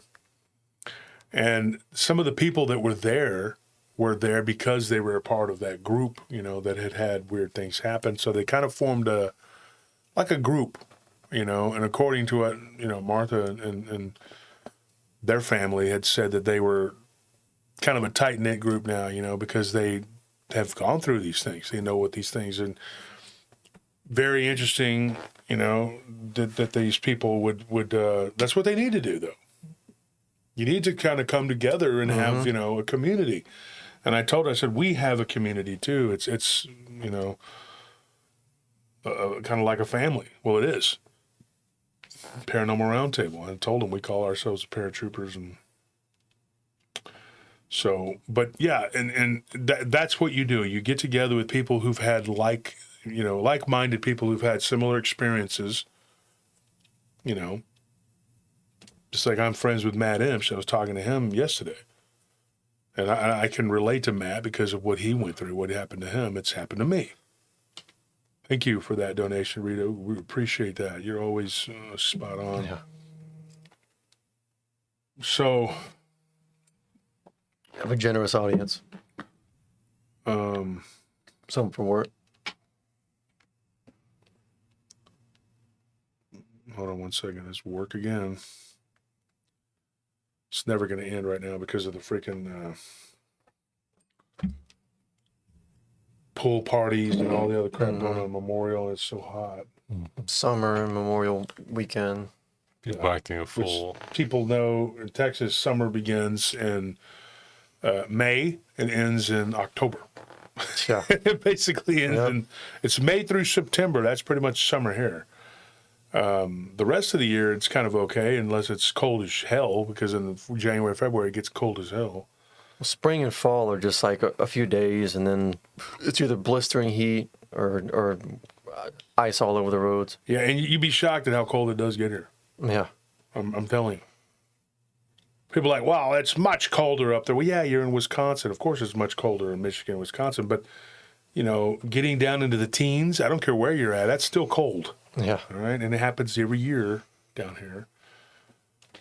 And so when these people were talking about this, they were on the beach having this get together, and they were talking the story that was told by Stacy originally, which intrigued them. They were her aunt and uncle were visiting Pedernales, and very similar to what happened to Juan.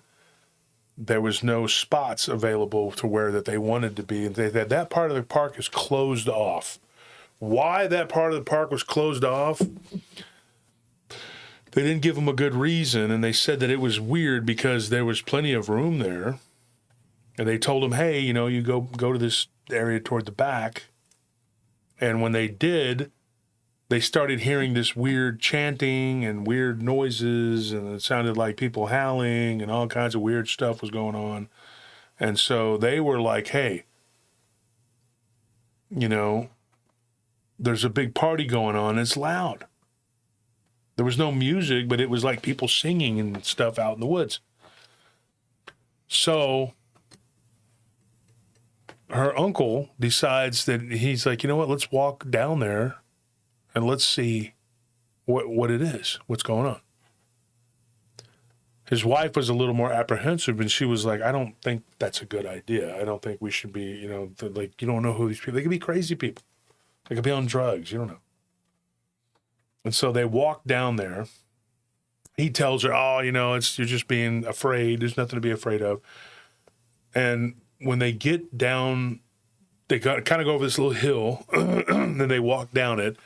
And then they're in this clearing in between these trees, like a circle of trees.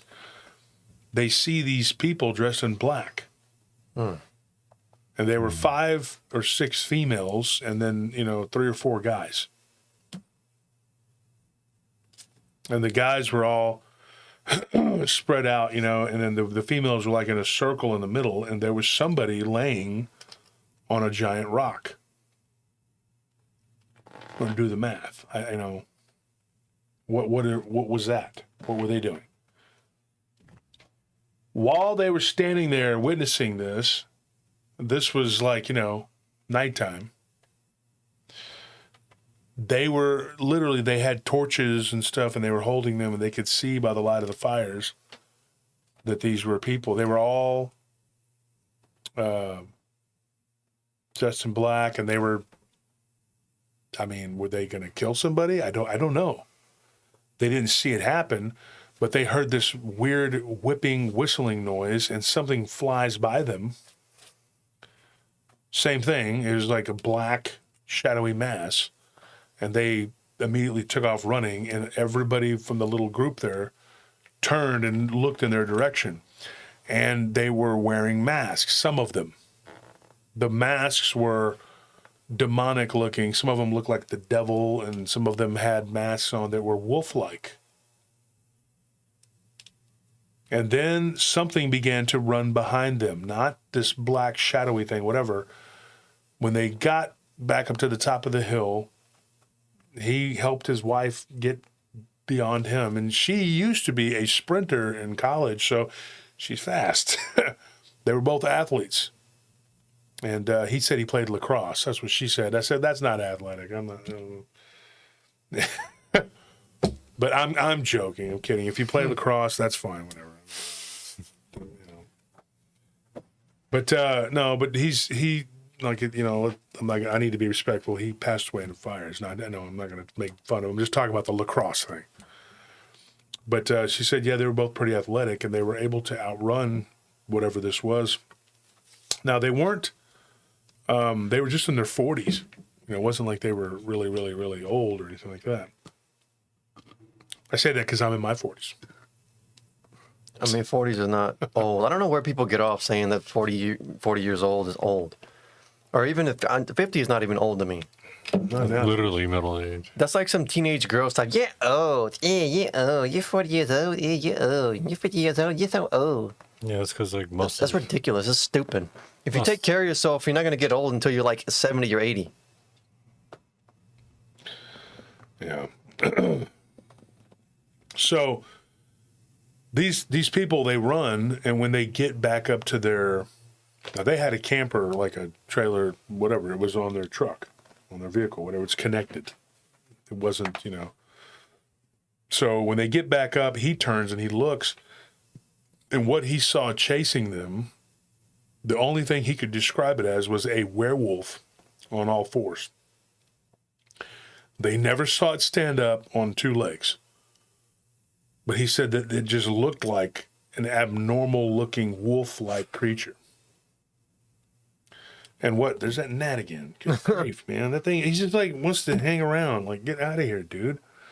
Jeez, just one lone, little, lonely-ass If you ever think gnat. one person can't make a difference, just remember that one mosquito in your bedroom when you're trying to go to sleep. Oh, I couldn't handle that. There's a mosquito. That mosquito got to die. Oh, yeah. I'm sympathetic to all life, but not them. I'm sorry. No, I don't have any empathy for insects. Well, I like the little roly-polies. That's about it. Yeah, they're neat.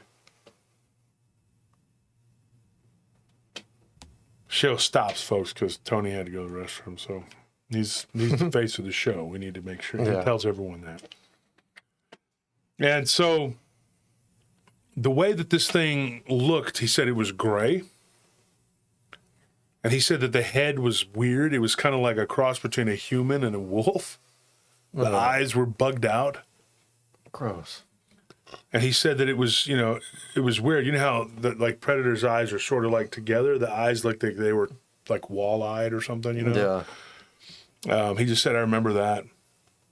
And it had these weird paw hand looking things in the front, which made him think this is not a normal animal, even beside the eyes. But the back legs were big and massive, and it just looked like it didn't look like it should be able to move correctly. You know what I mean? And he got in his vehicle, and then it began to run alongside the vehicle as they were driving out of that area. Now, they were sent there by someone that was supposedly a park ranger, but they think, and this is what they told their niece, who was telling me, they think that this person may have been posing as one and not really been one. Because when they called up there to talk to the people about it, they were like, there's nobody that would tell you to go there to do that. Oh, that's insidious. And when they told them the story, they were just like, like they weren't interested in hearing it. So,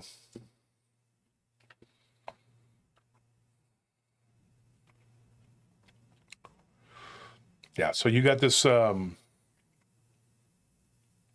nightmare stuff going on in these state parks. This is just one.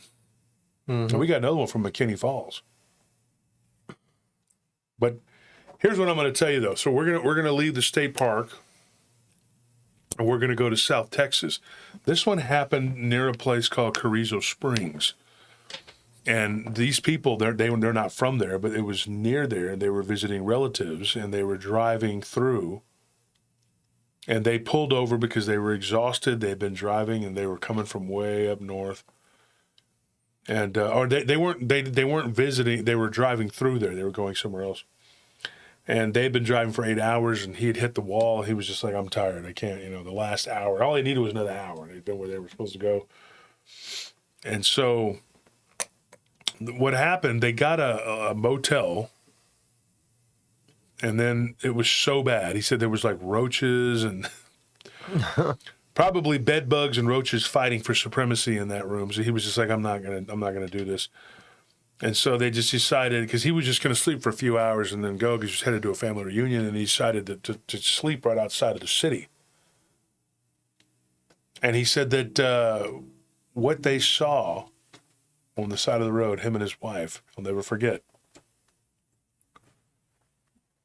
This is why you have some of these confusing, scenarios that you can't put your finger on. You don't know what this is.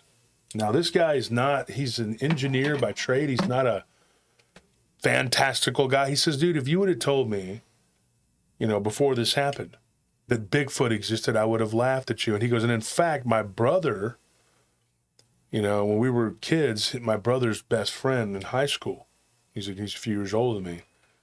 He was kind of a stoner. I didn't believe him.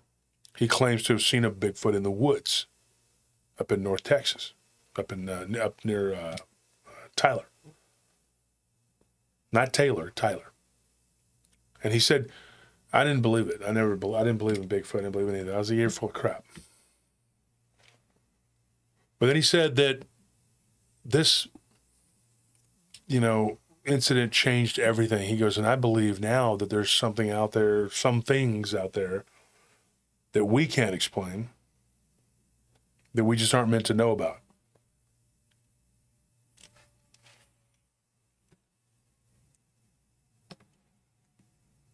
Oh, I was trying to pop my back. A little bit. But I'm in pain, folks. I'm telling you right now, I am in pain. So he's like, we're asleep. We're taking a nap. He's like, I got a nice, Dodge Ram, it's a new one. He goes, and this isn't that long ago. This is like 3 years ago. This isn't an old story. He said it was during pandemic, and everybody was, losing their minds or whatever. And he's like, when we decided to, take a nap, I think he said it was 2021. How many years? Is that 3 years? That's 3 years. I can't believe it's gone by so fast. Mm-hmm. Time's just flying by. May was yesterday, just started. Now it's already almost over. Sure. And he's asleep. And something bumped the truck. He goes, and I'm a pretty light sleeper. My wife's not. She was out like a light. And he goes, and I wake up to this being that it had, and this is what was most important. It had long hair that looked like hair, but then there was like what looked like fur on the body. Now, hair and fur are two different things. They're related, but they're not the same. Animals have fur. We have hair. Okay? And fur is a lot thicker. I mean, there's a lot more of it. It's not the same thing. And so he said this thing had like long hair on its head and hair all over its face up to this point where, the brow and everything was pronounced. And he goes, and it looked like a throwback. Get this. This is a weird story, folks. You have to pay attention to this because this freaked me out. And it takes a lot to freak me out. But this isn't the only one I've heard. I heard another one very similar to South Dakota. I heard one like this. And then you and I, Tony, went over one not too long ago. I think it was from Iowa or something like that. One of the Midwest states that nobody cares about. I'm joking, Iowanians or One whatever, of those whatever you call states. yourselves, all five of you. No, and so I'm kidding. I don't want to insult people, but no, there was another one was like Iowa or something like that. But this one was really, really interesting. And he says it looked like a Neanderthal throwback type being mixed with like a gorilla. Very much like you say it was a Bigfoot. Yeah. He said, and I'm staring at it and I'm going like, I am literally looking at a Bigfoot. He's like, and it's dark, but I can still see it by the light. There was a full moon. I could see it. And he's like, and so I start fumbling for my camera, my phone to see if I could snap a photo of it. He goes, and then when it noticed me noticing it just stood there looking at me. He goes, and every bit of this was orchestrated, like it wanted me to see it. And he asked me, he goes, what do you think that is? And I said, well, it probably is getting some sort of rise out of it, some sort of energy.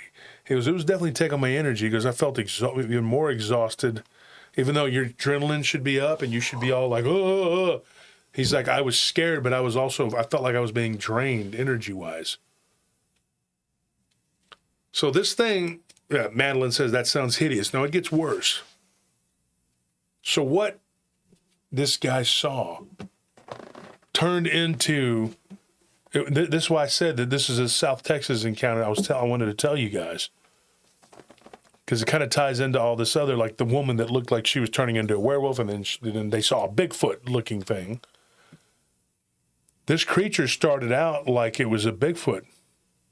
He said then the head kind of moved back side to side, not fast. It wasn't like going, And he goes, and there was sort of like a little, and this is going to sound goofy, but it kind of did like this little dance. Like it backed up and its legs were moving up and down, and it was kind of staying in one place but bouncing up and down.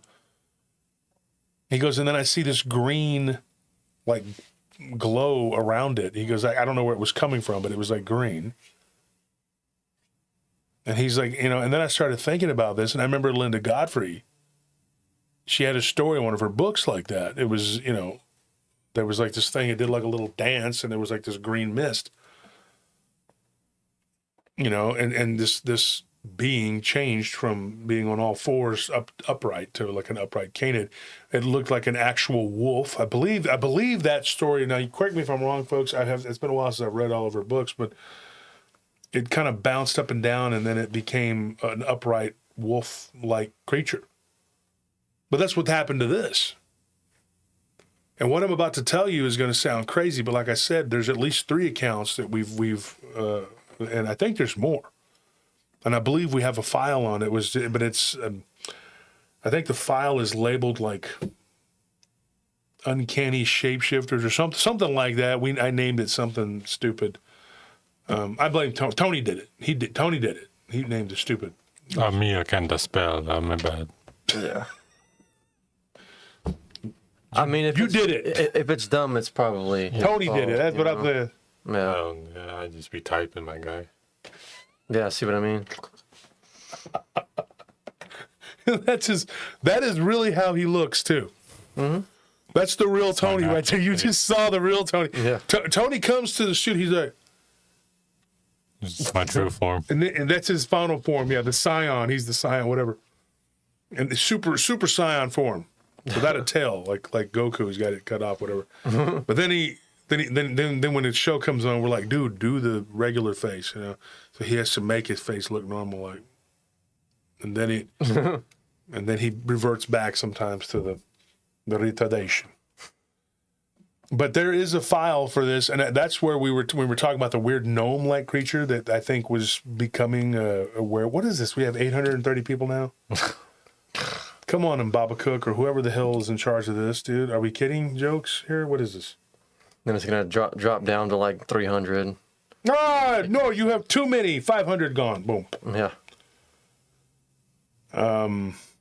Well, somebody take a screenshot of that so we can have it where the haters will be like, I was there in the chat. I saw it. There wasn't really 830 people in there. I go to the Church of Hating Wolf. There it is. See, this went from 830 to 60. See what I mean? What is this? What is this? What is this? It's that third world coding. What is this? You want it all, but you can't have it. In the Church of Hating Wolf. It says here, what did Maddie just say? She said,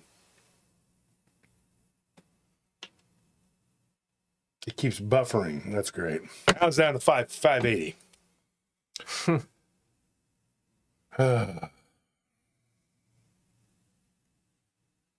Iglesia de Anunnaki.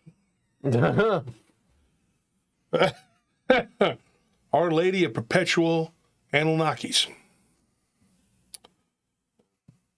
And of course, by lady, he means, some stripper that he gives money to when he's out doing his jobs. Because I think that some of those Protestants, they're like hostile toward the Virgin Mary. Oh, yeah. Just like some Muslims are actually hostile toward Christ, even though in their teachings, Christ is like he's the greatest prophet. They're because of Christianity, they're angry toward Christ. It shouldn't be that way. And just because you're a Protestant and you believe in the baby Jesus, and that's only that Jesus, and and you worship, they always talk about Yahweh, and they don't even know what that means. But they worship, whatever. And then they are Jehovah, whatever they claim to worship. And then what ends up happening, they become hostile toward Mary because she's revered in the Catholic Church. But, in some traditions, some religions, she's actually considered the divine spirit, the Holy Spirit. That's... I'm not saying this is what I believe. And every time I say something, they're like, he believes in that. I just don't get it. I just correct people in they don't understand religions and certain things. And when they say these things, and I'm like, that's not correct. And so I correct people and they get mad. And if I correct them, they think that I'm defending whatever that religion is. No. I'm defending it, but I'm not saying I believe it. I'm just saying that's what that is, Well, the same people who hate Mary will revere and borderline worship like John Hagee and Joel Osteen or whoever their pastor Kenneth is. Copeland. Yeah, Kenneth Copeland. Yeah, like they'll be like, oh, he's such a good man. He's such a righteous man. But then when it comes to like someone who bare Jesus Christ in the flesh and gave birth to him, then there's like this, I don't know, vitriol towards her. It makes no sense. It's like backwards and disgusting to me. Yeah. I mean, I don't have images of her in my house because I'm not Catholic, and I don't, I revere her as Christ's mother. I mean, she's not somebody that I worship or, whatever. I mean, but to each their own. I mean, I don't try to correct people and change people, I just tell them what the truth is, and if they want to find it, they find it. So anyway, Dan, we lost 400 people. Look at that. Yeah, but most of that's just YouTube's. I think like what's happening is like for a lot of people, they'll just be watching the stream and then it stops for them because it's done that for me too. And like it'll just stop and it'll look like the stream has ended and they have to exit out and then come back. It's a pain. I don't know why it happens. They just do that. And it seems to be like indiscriminate with who it happens to. Just happens to whoever it happens to. Somebody said I posted the 8:30 to Facebook on my profile as public. We should all do that, and then the haters though, they stalk us, right? So they're watching us right now, and they saw you say that, so they're gonna be like, that's not what happened. Fat little hamster boy's probably doing it for sure, and so is the roofie. So they're probably gonna be letting everybody know that that's not true, and I know that Icky boy up there in the state above us is probably with his purple oyster mouth over there, like, no, that's not what happened.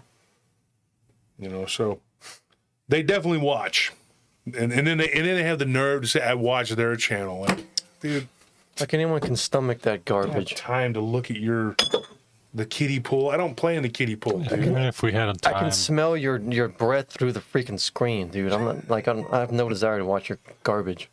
Your breath smells like garbage. Yeah, Betsy said maybe they did that. I don't know. We had a scare today I was on the phone with Barton this morning.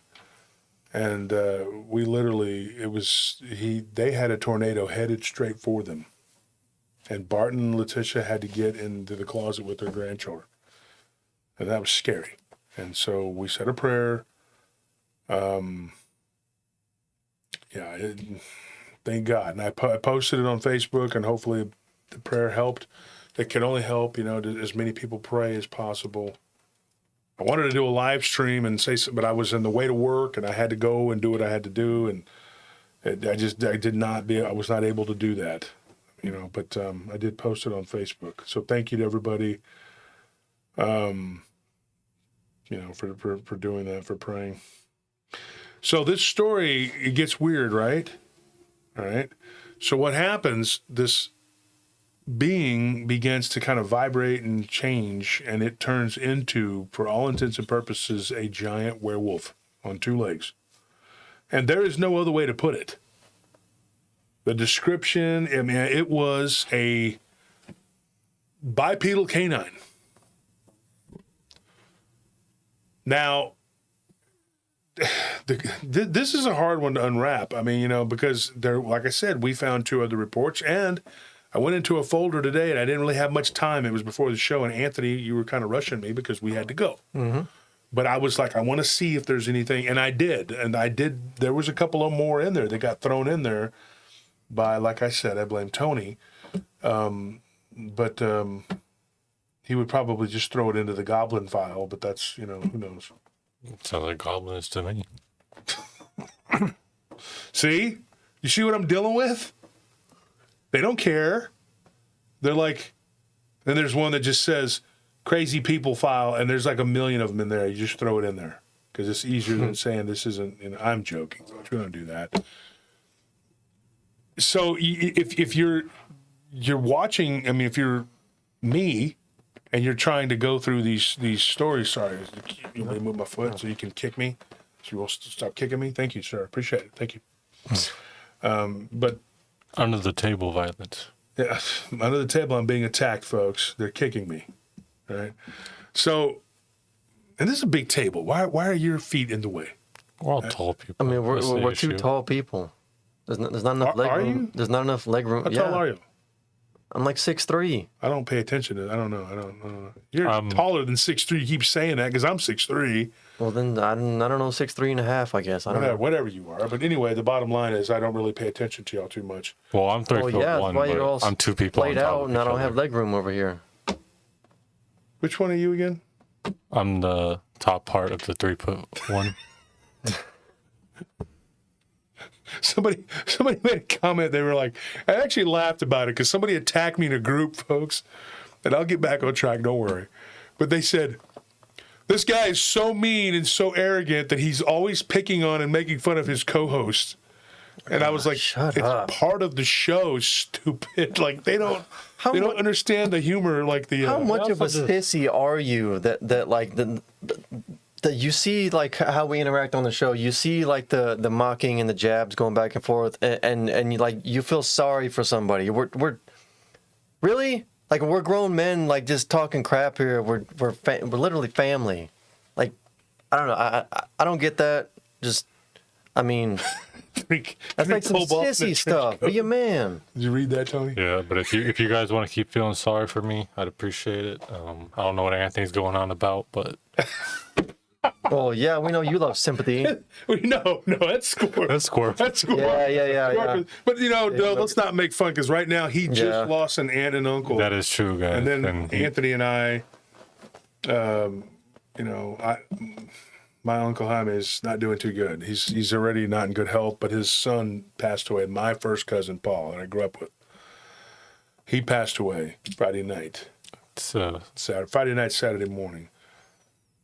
It's a rough month as usual. May always does it to me, dude. It's just the Ides of March. No, this Caesar is the Ides of. Yeah, it's rough. And of course, they're calling me Caesar, and I was like, oh yeah.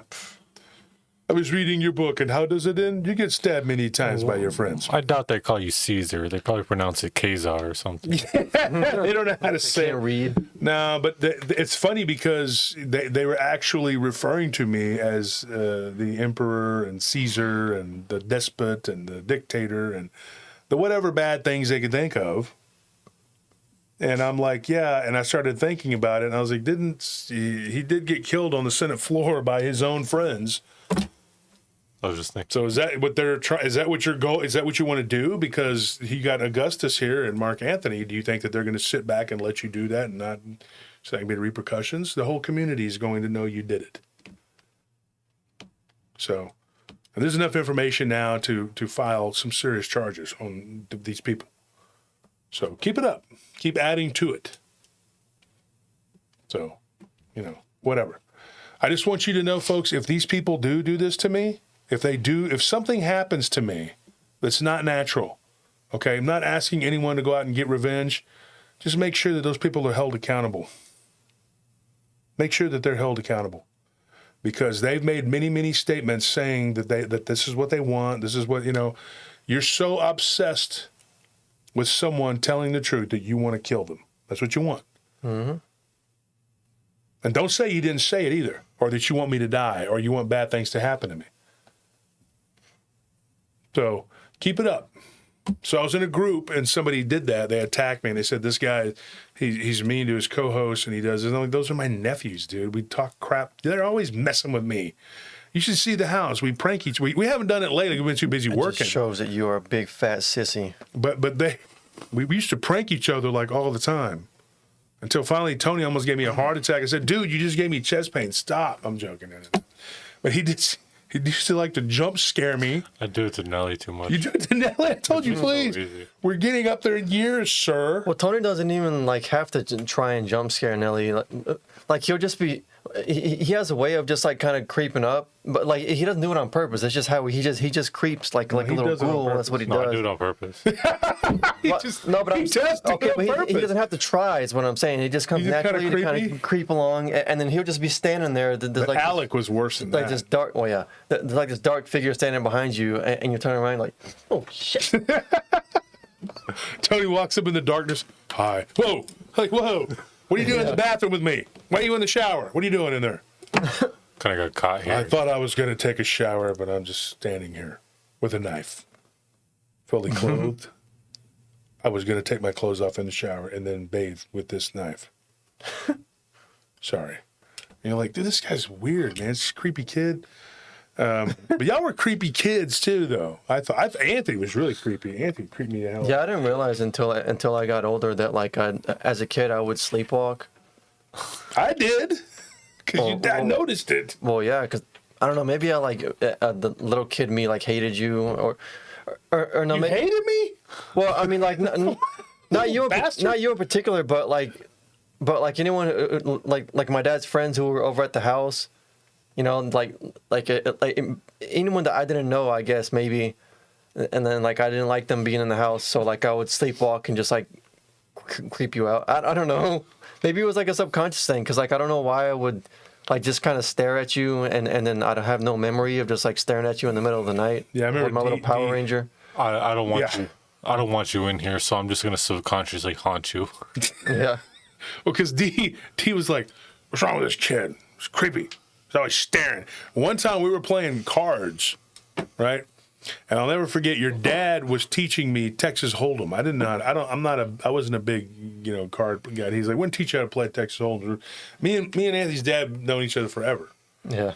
And so we're playing cards, and I look, and outside on that house on Travis Street, and you were outside with the little Power Ranger, and you were staring at us through the window. I was? Yeah, we were all sitting there playing, and D goes, "What the hell?" My brother's got this real raspy voice. I know y'all probably heard on the show. He's like, "Well, that damn kid's so weird. I got the weirdest nephew in the world." I was like, it could get weirder. Believe me. I told him about what he did. He's just standing there while I'm trying to sleep, whatever. Just a weird kid. I think as a kid, I Richard knew, Ramirez, thank you for that donation. But that's funny. thank you, Rick. Richard Ramirez is like, death penalty was always part of the game. Or what did he say when he was going to get killed? What was it? It was always part of the something. Plan? I don't know. Yeah, part of the plan Yeah. or whatever. What were you saying, Tony? I said I think like as a kid, I always knew how creepy that form looked when it acted as unnatural, so I always took advantage of that. So I think just like a child's form doing unnatural things, like being in weird spots. So I was always hiding and popping out, like, or not really even like jump scaring, just like people doing their normal business and you just spot something. That's always, I think, was the best way to scare people. Do you remember, like whenever Wolf bought you that game Crackdown 3? Like, do you remember your response to us like coming over to the house and giving you that game? Because like I do, and like I remember thinking like, this kid's weird. I mean, like I'm not one to talk. I was a weird kid too, but Yeah, and I kept telling you that. yeah, but like okay, so Wolf goes out of his way. Like we go to GameStop to buy Tony this video game that he wanted, and then we come over to Tony's house and we give it to him, and like Tony's response is this.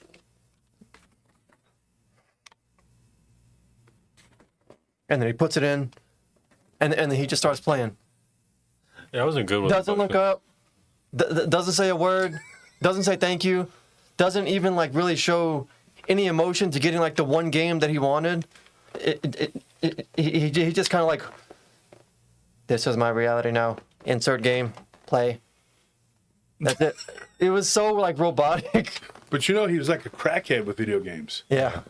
He was always like, you got any more of that Halo? You know, like it was like Fallout 3. Come on now. I mean, that was Tony. He was like, you know, and your stepdad was right about the way you were obsessed with games. But you know, like I kept arguing for you. I was like, dude, let him live his life. He's a kid. You know, not be so. Every little thing you did he was all over you. And I didn't agree with that. You know, and I was like, dude, let him. You know, and so we would do this thing where when Tony would come over to visit, we would tell Chad and Oh yeah, the chore list. that you were doing all these chores and we were making you do all this work and stuff. And Yeah, we had to basically like lie and say that we were lied. enslaving Tony so that they wouldn't get the idea that he was coming over. It was so weird. Like they to have a wanted good time, him, which was the truth. They wanted him to like do chores and I was like, you know, and so they would call and ask me if he was working. I'm like, yeah, he's out there chopping firewood. Like, Yeah. really, In reality, he's like playing Age laughing of around, playing Age of games. Empires and Yeah. eating pizza. You know, sorry that you'll have to find that out that way, Chad and Dow.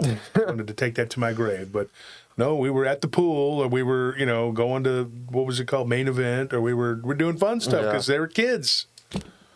You know, you don't go to Uncle Wolf's house and do a bunch of chores. Who the hell wants to do that? I mean, you know, we had it made for that. You know, and his name was D, my brother. The worst maid ever.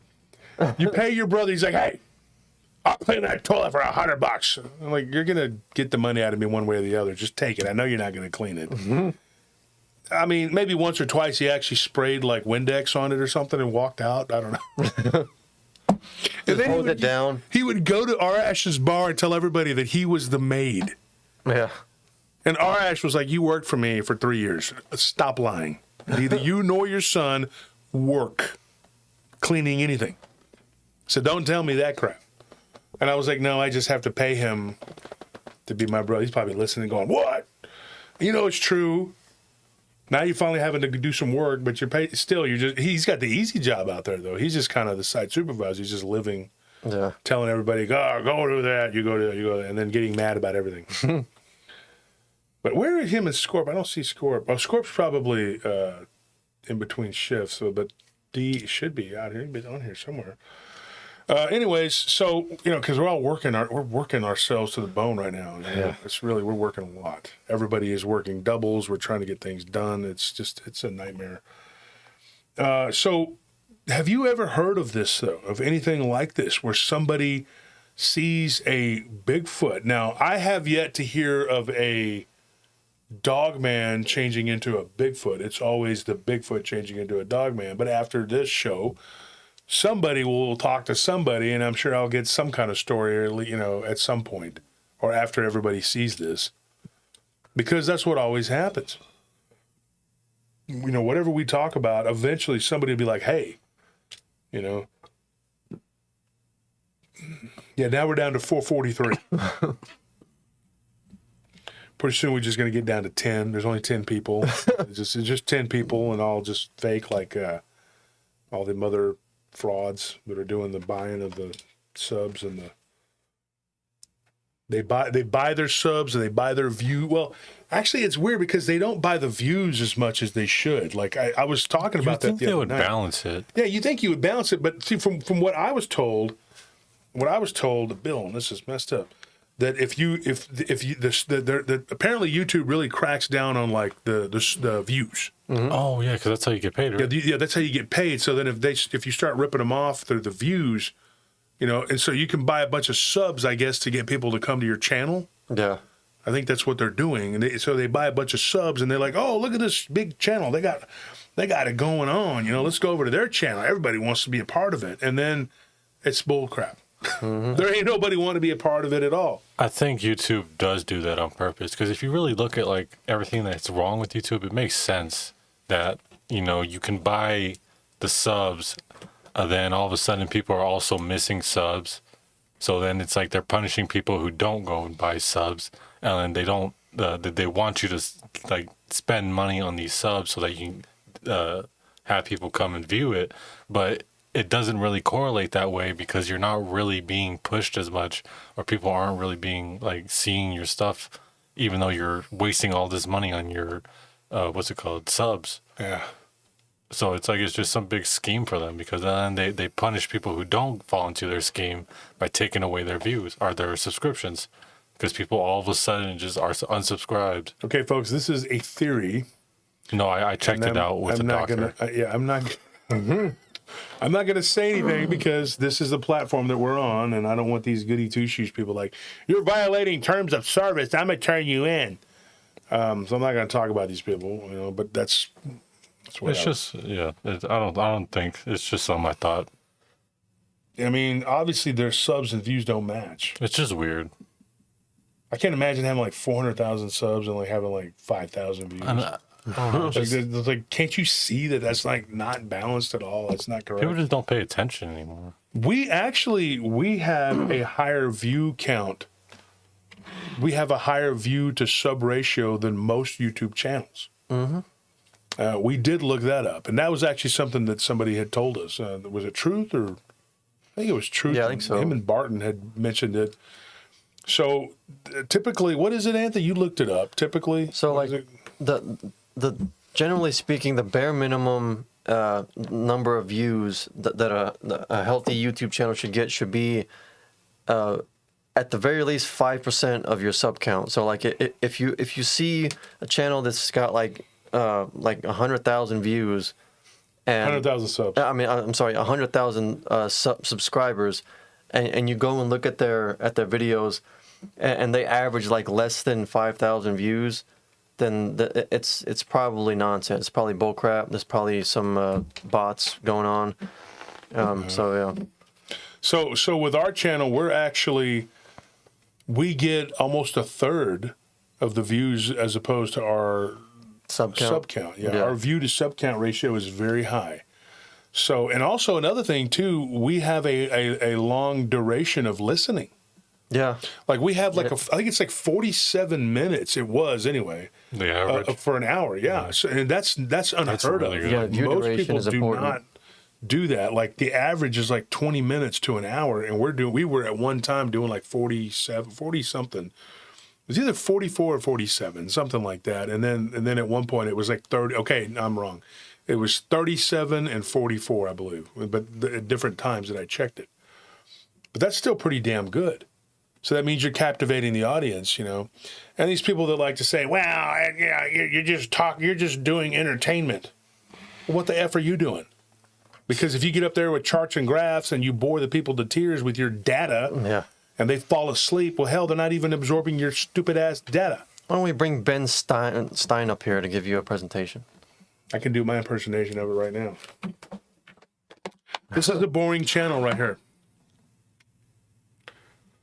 Good evening. I'm here to talk with you about Bigfoot, the data that supports for his existence or its existence. Sorry, I didn't mean to put a gender on Bigfoot. I'm sure it's male and female. I have charts and graphs and all types of shit behind me. And we're going to play some recordings of people walking in the woods being very concerned. They're going to look like they are actually very, very, very intently focused on what they're doing. They're hyper-focused. Bigfoot is a creature that many people believe exists, especially in the Pacific Northwest. And what I have done is compiled lots and lots of data for this shit. Okay? And why are you leaving? Why is my count? Why is it leaving? What's going on here? There's damn Josh Turner. It's him. It's him. I got data. Yes, you do. And a beard that looks like a rat's nest, and you look disheveled and unkempt. Unhinged. And unhinged. Now make sure you make a video of this, put little cartoons on it and all kinds of goofy stuff. And talk about me, talk about me, because you got nothing. He's just trying to entertain you. No shit, Sherlock. Because if you're entertaining, then people stick around. Ah, it's like a novel concept. When was the last time you went to the movies and you just wanted to watch a movie about data?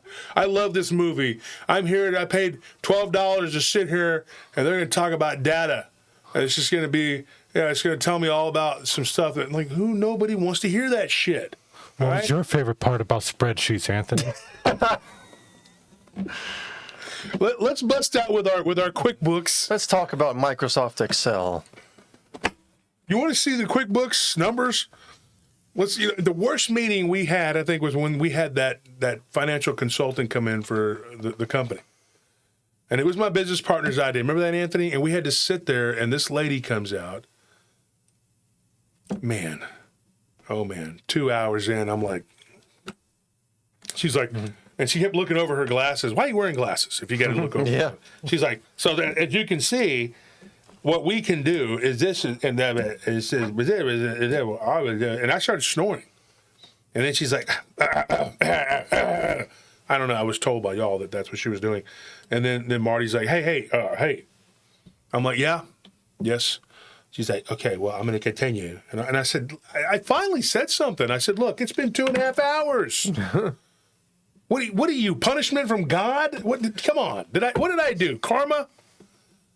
I said, this is not correct. I said, and God wouldn't send you. Okay, I've not been that bad. She's looking at Marty for a response. What are you looking at my partner for? I mean, why am I here with these people? Wasting my, this is the most boring crap. Can you just email me this shit and I'll read it over the next 2 decades? And that was very rude. Well, you know what? You're boring. And nobody wants to sit here and hear this shit. You know, I don't need a troop of clowns to come in and be like, hey, folks, jugglers and fire spinners. I don't need all that. Or like break dancers coming in to Break dancers. do Be kind a of rap, fun though. Would be nice. rap about Microsoft Excel. They're all like, red sheets. You know, nobody needs. You don't have to do all that, but don't make me want to go outside and throw myself in front of a bus. There's got to be some sort of like balance there, but these people are like, wow, all he does is try. He's an entertainer. You're mad because you can't entertain. That's your problem. Right? So anyway, that's the end of the story, but what happened, and this thing, they started the vehicle and got the hell out of there. It didn't even bother to touch the vehicle. It just stood there because it looked like it wasn't done doing whatever it was doing, like it was still kind of vibrating. Who knows what would have happened if they'd have stuck around? But I mean, with those weird your thoughts, noises, if you want to put them in caps or whatever. those weird noises around, like they're obviously either scouting or they were definitely in the area, like beforehand, before the encounter. how they were having weird noises at the camp or whatever. So it was obvious like they were in the area. So like you said, who knows really what their intentions were? And I think they were probably like surprised, but it was obvious they were planning something because they were both on one side of, or they're both on each side of the trailer.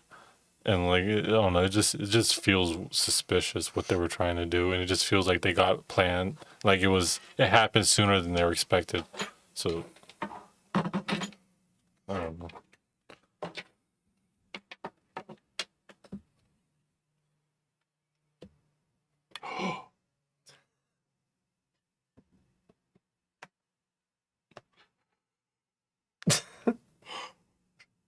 I'm so scared right now.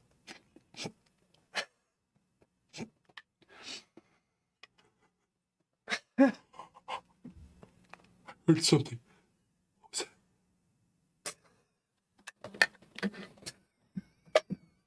Let's give a round of applause for that performance. You just ruined it. We have too much fun with these the little tiny hands. Look, little tiny hand. Right. This is why we pray.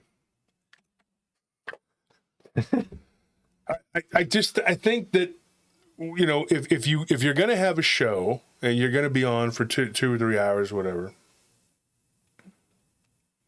And let me say something else. The one guy who's the hillbilly, who's the anal knockiest, the one that the anti-anal knockiest, he tried to say, I was on there moderating for 5-hour marathons. Nobody even told you to. And in fact, I didn't even know you were. That's how little I gave a shit. You know, I didn't know. I had no idea. And nobody told you, if you're a moderator and you got to go. Nobody's making you stay here for 5-hour marathons, you dumbass. You're the biggest dumbass I've ever seen in my life. And I've seen a lot of them. I don't understand that. Like, I hope everyone who moderates understands. Like, we appreciate you guys helping us, but like, we don't expect it from any of y'all to blast out or be with us for the whole thing. Like, Yeah, you guys are under- helping us, so it's all based on what you guys can do. You're not under any obligations, you know, like you're here because you like being here. Yeah. And if you don't like being here, then, you know, don't be here. It's very simple. Or if you're busy, just don't be here. Yeah. It's not going to affect us. I mean, You got families, you got lives, you got things you have to do. You know, everybody understands that. So we're going to do the giveaway. We're not out yet, but we're going to do it now because a lot of people start bouncing once they know the show is over. So we're going to do it now before the show is over. They'll be like, show's over, see ya. And then they're gone.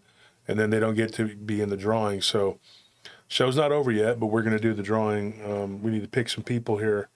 We're going to pick 2 people tonight because I don't know how many hats we got left. So we're giving away hats. I think we have at least 2 left. So let's get some people here. If you're in green, you were able to be on the giveaway. If not, you aren't, and that is, you know, that's the best we can do because we don't want to put things behind the paywall. So everybody who bought a membership, I think it's like $5 or something like that. Yeah. It helps the show out immensely, and it helps, you know, us keep it from having to go behind a paywall, and you get entered into the drawing. You know, so I'm going to change the chat temporarily to members only, and then we're gonna do the giveaway. We're gonna pick from the members, and then after that, then we'll change the chat back to where all subscribers can chat. All right. so that means if you guys are a member, go ahead and you don't have to say much, but just start chatting. So Go we can get buy your name down. membership now. Do it now. Can I see one of those hands? Are you some kind of a small arms dealer?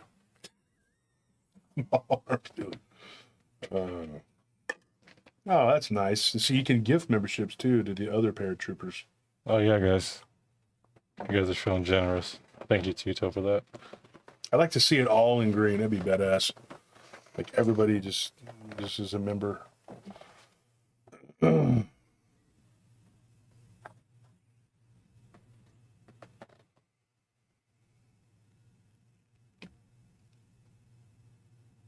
So, do you want to pick somebody? Y'all can pick. I was All right, gonna, so who hasn't won? yeah, I was gonna let some of the more names come out. Amy Krill says we prefer the term small arms.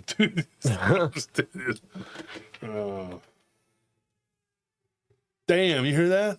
Yeah. It's one of those rice Ooh, burgers. that thing was going about 120. Can't Dude. stand those stupid little cars. Well, that sounds like a motorcycle, dude. Well, I can't stand motorcycles either. You just Can't stand that noise. Can't stand a lot of stuff, dude. You need to like learn to stand. A lot of stuff is stupid and pointless. What is the point of a motorcycle or a rice burner that's like wakes up the whole neighborhood? There's Never no seen point. Sonic? There's no practical purpose. Go fast. That's exactly right. So let's pick somebody here. Okay. All right. Got enough names. Two Shadows. You haven't won yet? Two Shadows? Really? Well, then, you know what? That's my pick. Delana says learn to stand it. Yeah, there you go. Missy Bash. I have will you not won stand anything? for it. I was actually going to choose her, so if she hasn't, If then she hasn't. I just scrolled over her name. Okay, so far we have two Shadows, and you picked Missy Bash. Yeah, she hasn't Okay. won. So. And Missy Bash, that's two people. How many are we doing? Miguel says, how many raffle tickets do I get for the donation? Hopefully, none. You get like We 20. appreciate You get $20 worth. I mean, they're worthless, but you get $20 worth. $20 no prize. Who doesn't like motorcycles or cars? I like cars. I don't like motorcycles though. You know who rode motorcycles? Nazis.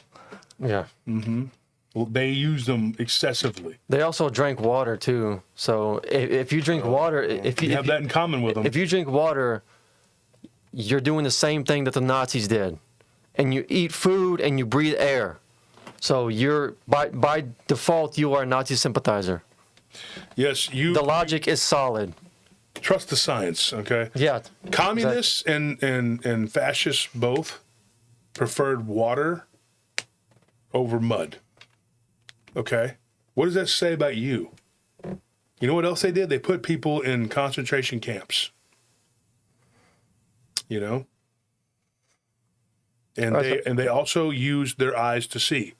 So you have all these things in common with these people. Do you want to be a Soviet communist or a German Nazi? Because keep doing those things if you want to be what they are.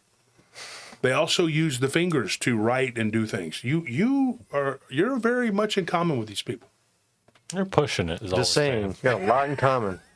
You're basically galloping. You're right there on To the hell. line. There's a whole level for you and them to be hanging out doing Nazi communist things. Look, how all I'm saying is that I just haven't seen a sign that says that you're just not a Nazi communist I mean, until we get that proof. technically, if you don't declare that you're not, you probably are. And probably you know? should do it every hour on the I hour. mean, yeah. I mean, you should have it dated with today's newspaper, even though we Yeah. probably don't have newspapers. Like I would get a clock where the little bird comes out and it's like, you know, cuckoo, cuckoo, cuckoo, and you're like, you stand up. I am not a Nazi, nor a communist, nor a satanicist. You know those apps on your phone that like you can work out every 15 seconds? They should do that for that. So how many people are we going to I pick? think we chose 2 so far. Is that it for tonight? Yeah, we'll do 2 tonight because I want to make sure we have enough. That's All for right, the so I'm hats. going to change the chat back so everybody can chat. Yeah. But hey, they got proof. They got proof that I'm all those things. When you say that, yeah, Germany should have won the war, and, you know, yeah, they should have militarily. That doesn't mean that I wanted them to, idiots. Yeah, that's They're the like- problem with just being a true historian. Because like, there's no. It's Well, like you can clip out anything and say that you said this and said, they're like they made a clip of me saying I do drugs. It's like You know, and then the other one, he says I called him an engine. I was doing a skit making fun of him, saying, you know, that he's got to watch out for the engines. And so him and Anus Black went and what does she do? She's the psychologist. Mm-hmm. She even wrote a paper to the board. Yeah. Perjuring, lying her fat ass off. You lied. Yeah, in that was incredible. That was an incredible paper you wrote there, lady. I'm going to refute every bit of it because you're a big fat liar, and I hope to sue you. Okay, Janice the Hutt. You lied to the board. You lied your ass off. And there's some of that stuff is so easily refutable too. These people are able to do this and get away with it. They think they're going to get away with it because they're so used to lying Because and they have getting away with it. proof. Huh? Because they have proof. Yeah. Well, the only proof they have is like 90 proof alcohol they've been drinking. I'm going to tell you right now, Germany and Japan should have won the war. I mean, just If you look at it, militarily. Militarily. You know? I mean, good God, dude. like that's what sucks is that you can't. Their militaries were appreciate- unstoppable. And now these people were touting Russia. Dude, do you know why Russia even had a chance? Because they were being supplied by the Allies. The Allies were giving them everything. Their factories had been knocked out. One of the things we were going to talk about on Rumble, and I'm going to do that next week, is about the bombing of Dresden. And also talk about, and this got people calling me a communist and a Soviet sympathizer because I said that the Soviets did the right thing and they didn't participate in the firebombing of Dresden. There's a reason why they didn't participate. The reason they didn't participate, and I'm not saying Stalin was a good guy, because everybody's like, oh, I know he liked Hitler, he liked Stalin, he likes all these No, despots, he was whatever. a very calculative guy. What I'm telling you is that he didn't participate because he knew that the West was going to bomb the shit out of a civilian target, and then their deniability was going to be like, oh, the Russians did it. And he was going to be like, well, we were a part of it, but, he didn't participate. And get this. They forced Polish pilots to do the bulk of it so that they could say that the Poles did it. And do you realize that the Americans and the British pointed guns? They pointed guns at these Polish pilots. After the Potsdam Conference, I mean, they were told, hey, your country is now going to be under the Soviet boot heel. We're giving it to Russia.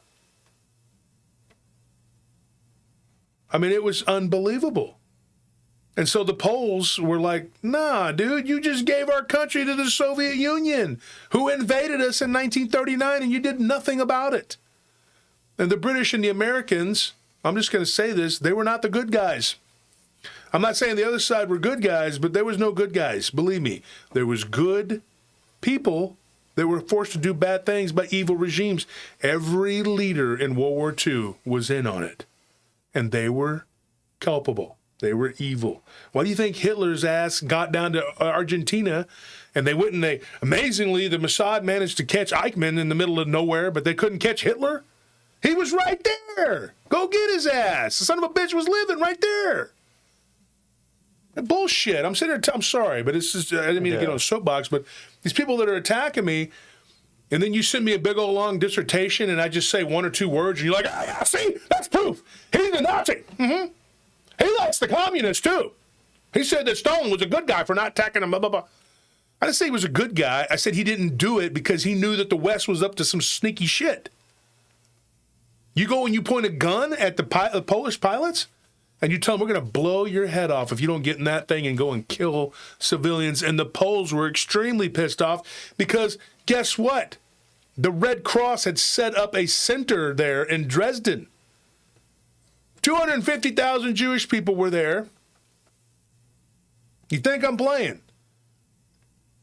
Or it was 200,000 Jewish civilians and 250,000 Poles were there. And they were not being touched. They were being housed there because it was off limits because the Germans actually respected the Red Cross.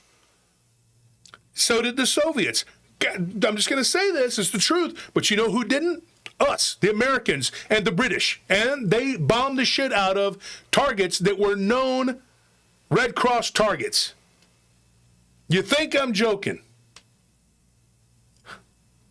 You think I'm kidding? You really don't know history. You've been lied to. The West is run by satanic vampires, and I am not joking. They were worse than anything the Germans or the Soviets did. I'm not even bullshitting. They didn't have a program in Germany or the Soviet Union where they actually took children and drank their blood and pulled out their pineal glands. Simple as that. So let's quit talking shit about what you don't know about. You know half of the story. It's like you know half-ass. You read half of a book, and now you're going to talk about the book.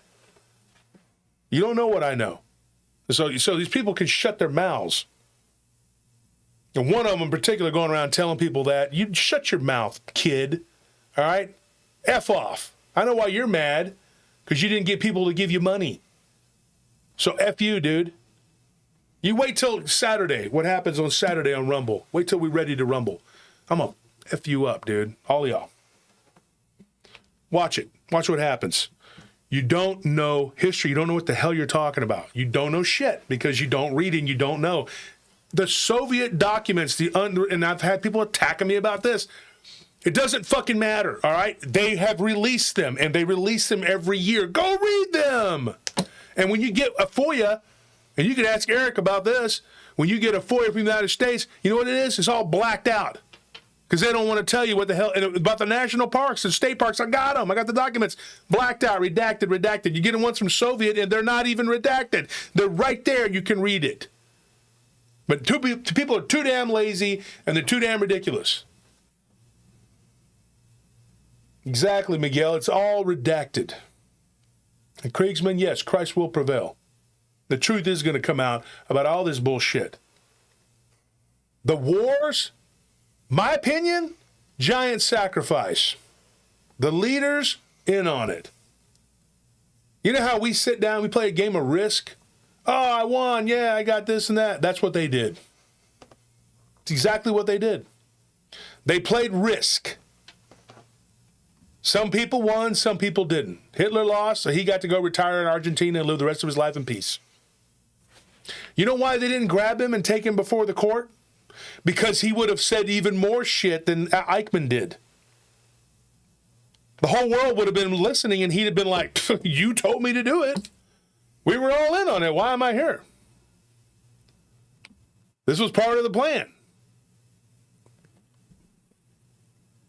Yeah, it was.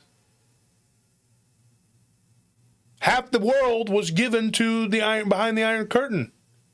The communists took half, and the other half was pseudo-capitalism, greed, and corruption that you wouldn't believe. Churchill, one of the evilest people that's ever walked this earth, and everybody kisses his ass, and they look up to him. And God bless my British friends. I love them to death. They are great, loyal fans. But you're wrong. That little pig was one of the worst people that's ever walked this earth. And FDR, total piece of shit. Sell out like you wouldn't believe. The New Deal, he sold us out to, I can't even get into it on YouTube. Totally screwed us. Completely. Every leader that was involved, Hitler, Hirohito, Mussolini, FDR, every one of them. None of them. Churchill, big time pieces of shit. They were all colonists, except for the only one that wasn't a colonist was Germany. They weren't colonists. All the rest were.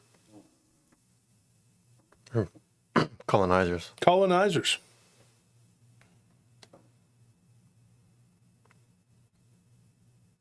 Yeah, Lisa, I agree with that one. Hell yeah. The truth comes out. And then we had somebody running for office with a body count bigger than most serial killers. And then he wanted to argue about this other guy because he's like, you're fired, bro, that guy, whatever. Everybody's bitching about him.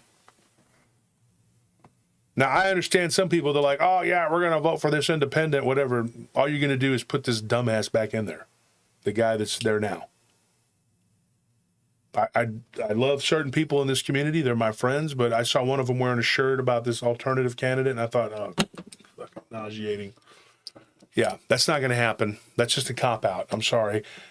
Like I said, I'm not going to say his name, but I saw it, and I just rolled my eyes because if you do that, you're just going to put this, you're going to status. We cannot have what's happening right now. The economy will be destroyed. They will finish off what's left of this country. You think I'm kidding? I don't care whether you like the guy or you don't like the guy, but for God's sakes, dude, do what needs to be done. Because if this thing happens again, we are hosed. I know economics. And let's just look at that right now for just a second. Let me even talk about all this.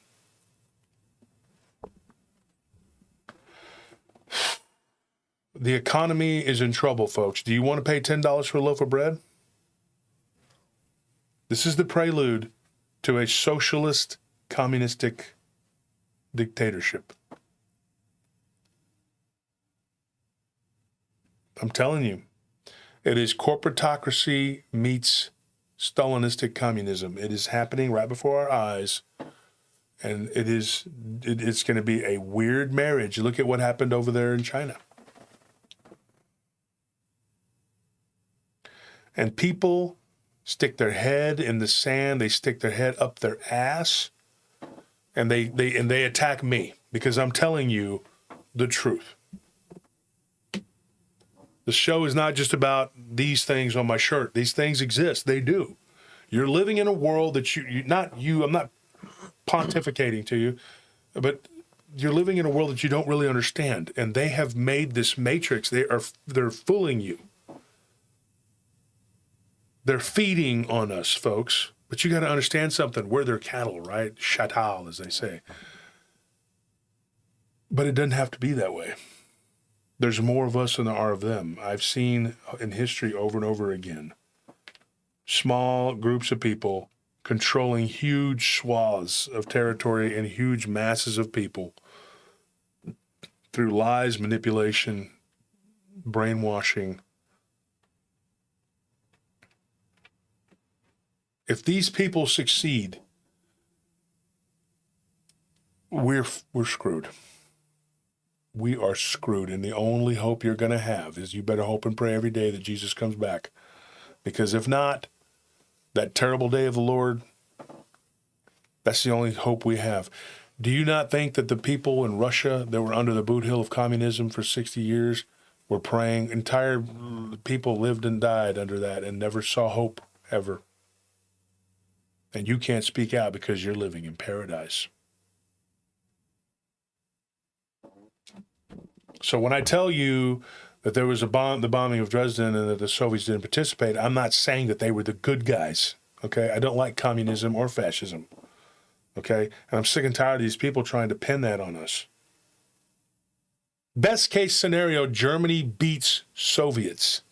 Then we beat Germany. Then we go through and get rid of the infiltrated people in our own governments and expurgate them.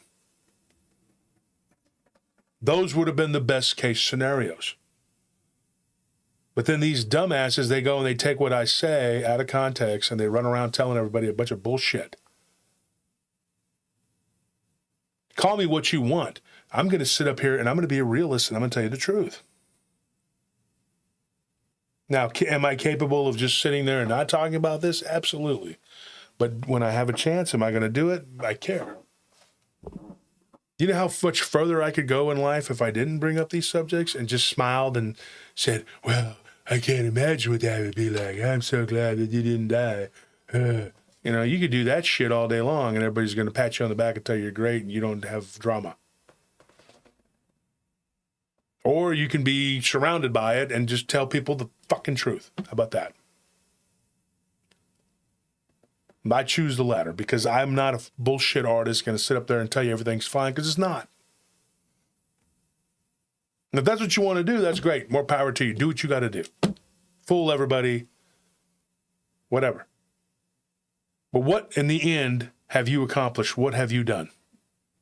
And what have you truly done for your listeners? Nothing. Not a damn thing. Gave them some subpar entertainment.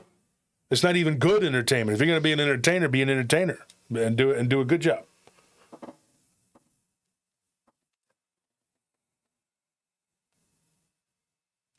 So anyways, folks, sorry for getting on that soapbox there. I just had to say that. You know, it's just the truth.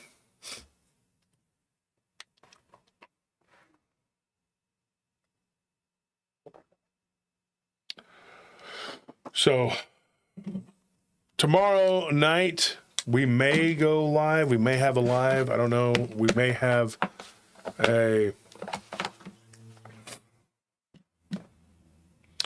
we might have,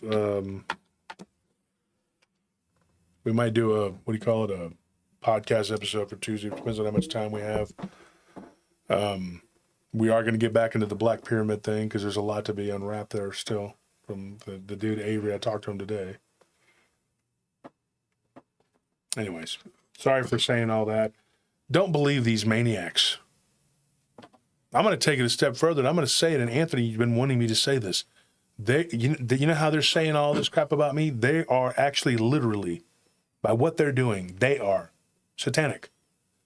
Whether they know it or not. You are being manipulated. You say it, Anthony. Tell them what you told me. Well, just that like if you sat any of these people down individually and asked them why they're doing what they're doing, then they're not going to be able to give you a good reason. If you ask them, what their motivation is, they can't give you a satisfactory answer because they don't even know. They're serving something. They're being spiritually manipulated and driven by something that they don't even know is there. Because they're ignorant people. They're spiritually weak and vulnerable people. Because it's not even a person. It's not a person. It's a spirit. And these people are just.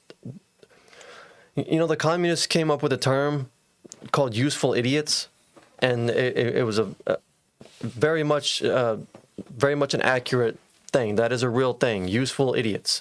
And it's no coincidence that one of the most evil groups of people came up with that term.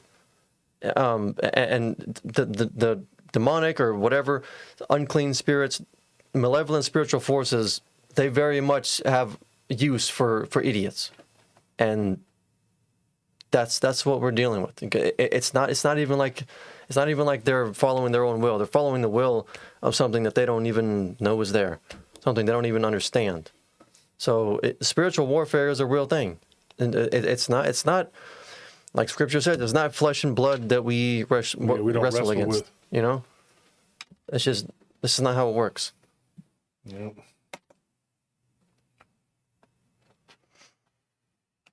So this is what we're dealing with. It's no coincidence that I'm under attack, and they all have a different reasons, and they're all together in this cabal, and they have just done everything they can to bring us down and to destroy us and to stop us. And they still can't do it. And they're sitting here right now watching me, gnashing their teeth. I'm going to appeal to you one last time before this goes even further. It's already legal, but it's going to get worse for you. It's going to get a lot worse. And a lot of things are going to come out. You think what you have on me is going to stand up to what you have done publicly already? It's not going to matter, and you're not going to defeat me. You're not going to defeat Anthony, Tony, none of us. Here at PRT, you are not going to beat us. Because even though this world chastises and punishes the righteous and rewards the wicked, there is still some justice and goodness left in this world, and you will pay for what you've done.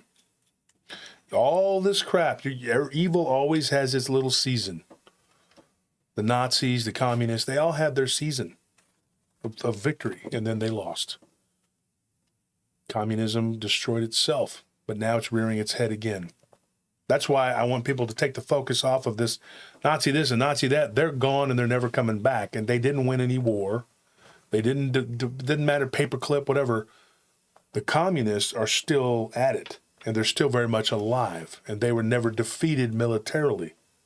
So they are the greater threat. That does not mean for 1 second that I support Hitler.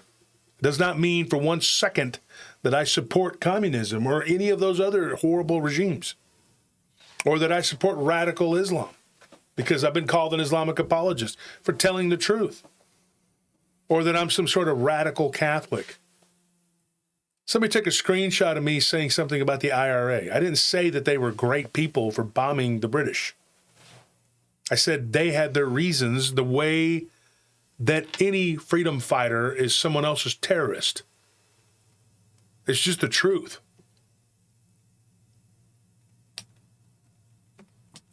So when you get down in there in the trenches like I have, and you tell people, bullshit, F you, that's not the truth, stop spreading lies unless you know history, which you don't.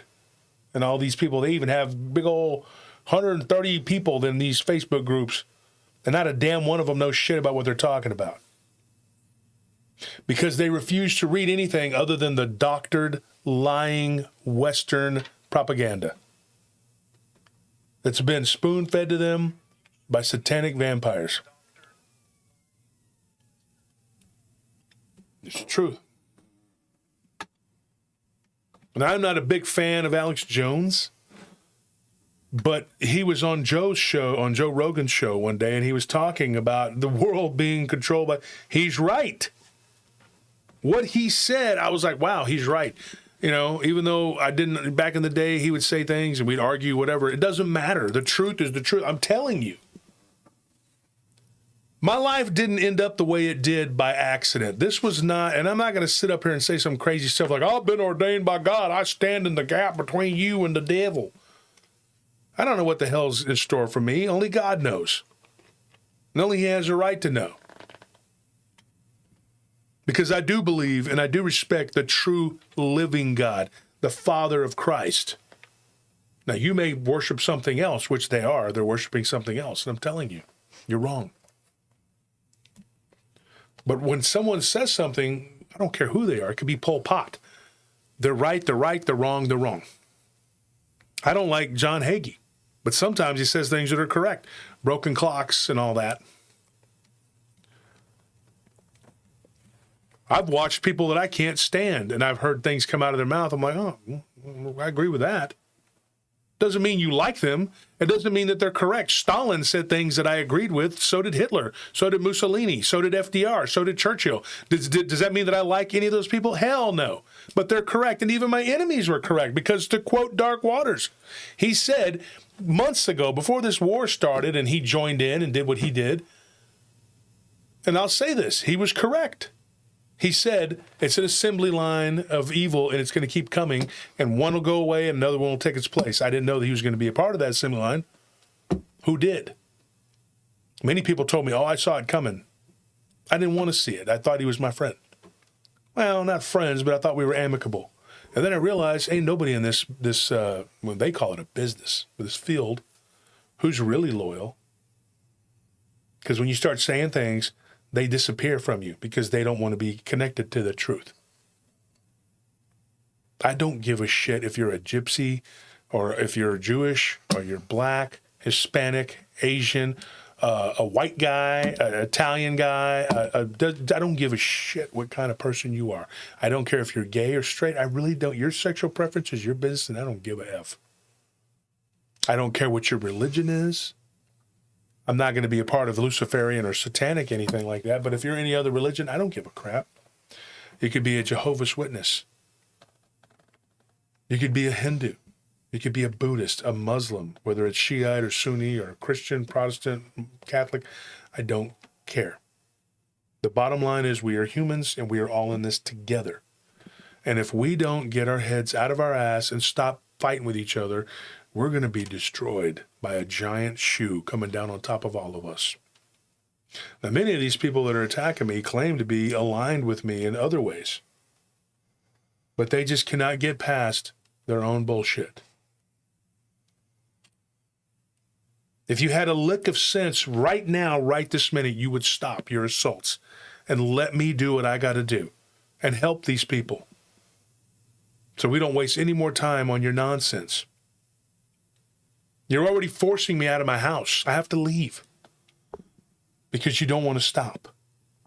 I have to do what I have to do for my family. I have to go and unfriend 100 and something people by this weekend on advice. So that when this thing escalates, because it's going to, you're going to all be drugged before court because you don't want to stop. And it's all going to come out. And you think you got something on me? Go ahead and lay it out there because I don't give a shit what you got. I don't care what your screenshots say. I don't give a shit. Because most of any of it is just response to your bullshit. Then you vandalize our patrol car. You think you're cute? You think you're fucking cute doing what you do? We know who it is, too. We just can't prove it right now, but we will. And this cyber, what is he? The, not detective, private investigator? Mm-hmm. He's going to get your ass. This guy, he's like, dude, he's gotten results. We didn't find him by accident. friend of a friend recommended him because I have a ton of real friends in my real life that I've had for decades. And that should speak volumes about my character. And who the F are you? Some disgruntled fans that crawled up my ass and some kind of weird shit was going to happen. Probably Selena shit with these people. Yeah. You go around talking about you got the remedy and showing pictures of guns. Mother effer, you've driven my wife to the point of just exhaustion. You've just rode after us like try to run us down like dogs. That ain't going to happen. You're not going to win because you are either completely evil or you're being manipulated by evil. I'll take it a step further. One of our legal counsel said that one of these main people that's doing this, they're either what do you call him? A psychotic sociopath, or he's a paid shill. And this is what he told us. He said, you better hope it's the first one that hits a psychotic sociopath. Because if he's a paid shill, which he thinks he is, he's like, he has no fear of repercussions at all because he lives his life like there is no fear at all. None. Which is sad. It's scary. It scares the shit out of us. Because if you have no, like, you don't care about the law at all. You have broken it over and over again and you don't give a shit. You've crossed the line. There's another line, you cross it. Another line, you cross it. And you keep crossing it because you don't give a shit. That means that you're either incapable of understanding, what's correct lawfully, or you don't have to worry about prosecution because you're already getting with the people that are going to protect you. I'm not going to say which one it is. So this is what we're dealing with, folks. This is why I have to do what I got to do. I have to distance myself from these people completely. So if you find yourself unfriended, it is nothing personal at all. Nothing against you. But I have to put as much distance between me and this person as much as possible.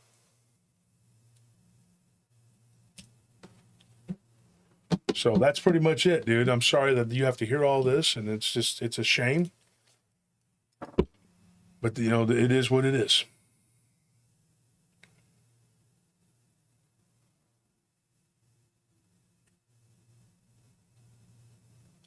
Yep. Calico paid shill is paid to corrupt the masses in the media. Yeah.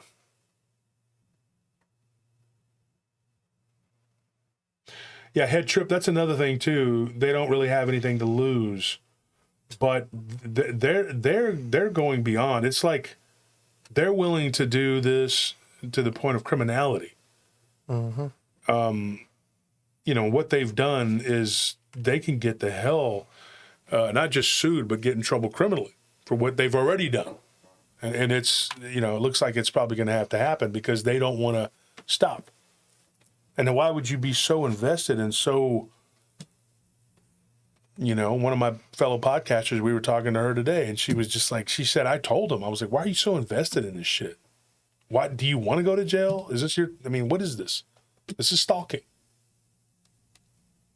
She's right.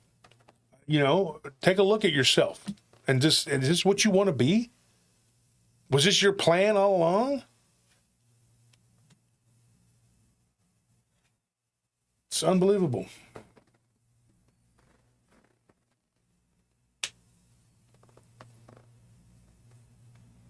Thank you for that, Jules. I don't know about that, but she says Wolf is also here to do prophetic work. That's why he's attacked so badly. Wrap him and his family in Most High God's white light for protection from evil. Everyone, please do that. I don't know about prophetic or whatever. I'm not going to say that because I don't think I'm a prophet. I just think I'm a man who has vision. I do have vision, and I do see. I have perception, and I've said this before. Perception is a key. And I'm just trying to get this information to you, and I'm trying to bring it to you in an entertaining way, and these people want nothing more than to destroy me, even if it means going kamikaze,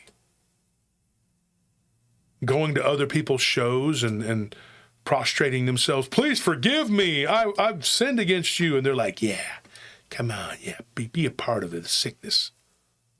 What are you doing? You found out that I'm an evil man. Where the hell is this? Where is my satanic robe? Because you're listening to their lies. I'm telling you. Don't let them take this from you. Because every day I have to make a decision every day to continue to do this. Because it's going to be so much easier just to walk away. And I'll be real honest, folks, we're this close right now. If something else comes along, we're just going to say to hell with it. And it's either going to be a disruption of the show or we're just going to have to quit. Because it's just not worth it. And you're going to have to find someone else to help you. And God help you that you will find somebody. Oh, yeah, don't forget, I'm a reptilian, too. And a werewolf. Actually, they call me a vampire, too. Yeah, and your eyes change up on camera. My eyes change on camera when they speak the gospel. When they put a Bible verse on, I'm like, they're gonna take this. Here's a clip for you. And the one lady's praying that the God of Israel kills you, because that's the God of Israel's got to strike me down, like praying to some kind of death god, I guess. The Pharaoh. Like he did the Pharaoh. She'd fit right in with the Santa Muerte cult. Oh, dude, that's what I was thinking. Honestly, that's what I thought it was. Yeah, that's what I thought it was. I thought that's what she was, because I said that's Santa Muerte. She's praying to Santa Muerte, which is the goddess of death. But then she said the God of Israel. I'm like, what? Do what you want, believe what you want. I unfriended that person long ago. I saw the writing on the wall. There's a bunch of people out there that just you need to get the hell away from these people. They are as crazy. They are, you take a box of Fruit Loops, that's them in the little colored circles. They're Fruity Pebbles, folks, I'm telling you. They are absolutely nuts. A bunch of, that lady that killed Selena, that's what they are, a bunch of nuts. Because they couldn't control me, and they kept trying to say, I donated, you need to say this. Shut the fuck up. I need to say what you want me to say. It's not going to happen. Excuse my language. But, go to hell.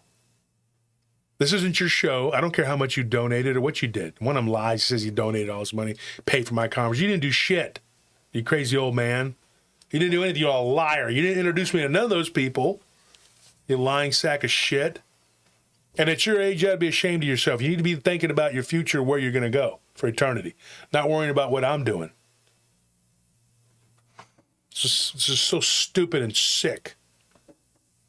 They already did say I made racist comments. You haven't been reading the news? I'm racist. I'm a everything Islamic apologist, Nazi communist.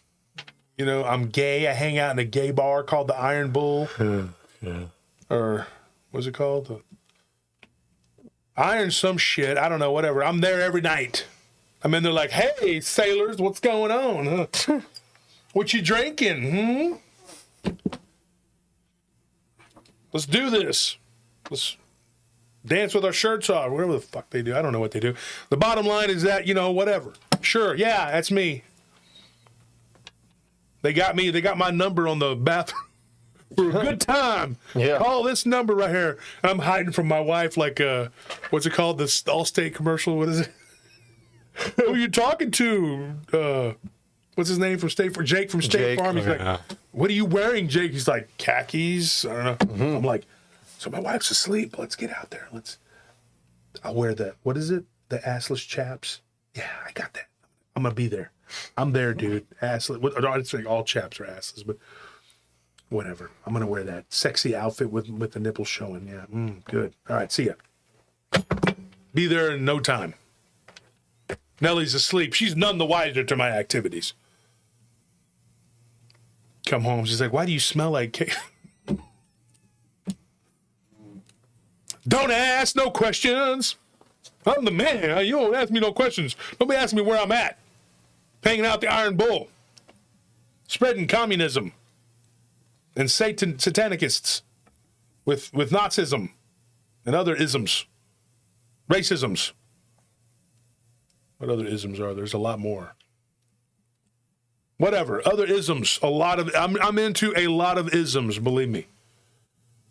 Nazism, Judaism, Islamism, whatever ism, every type of ism you can imagine, that's me. I'm into all the bad things, and everything that God said not to do, that's what I'm doing. I'm all into that, all of it. Crystal balls, tarot cards, Pokemon, whatever. I'm into the whole shit. I'm into everything. I do all the bad. Everything is the bad. My credit score in China would be a 2.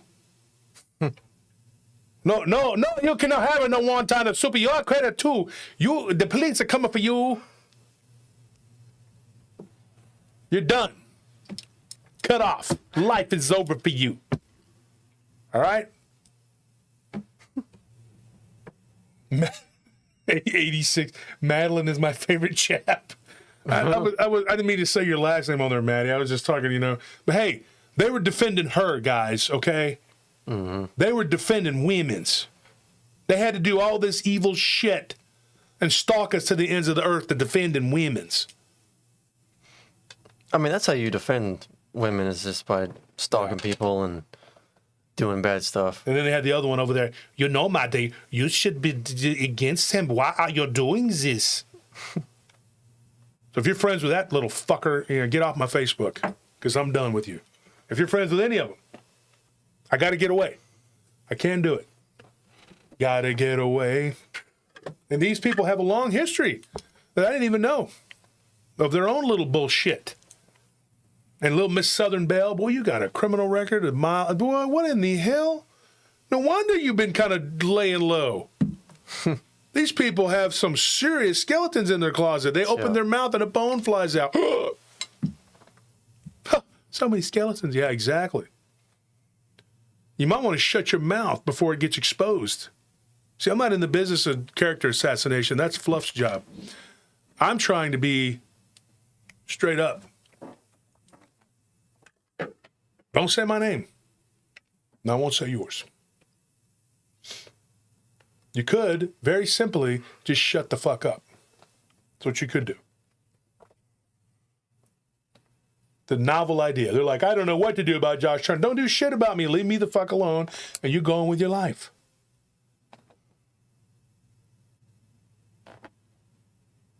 That's it. It's as simple as that. Sick, twisted as the day is long, dancing around, pretending like they're children of light. Listen to the Envy song.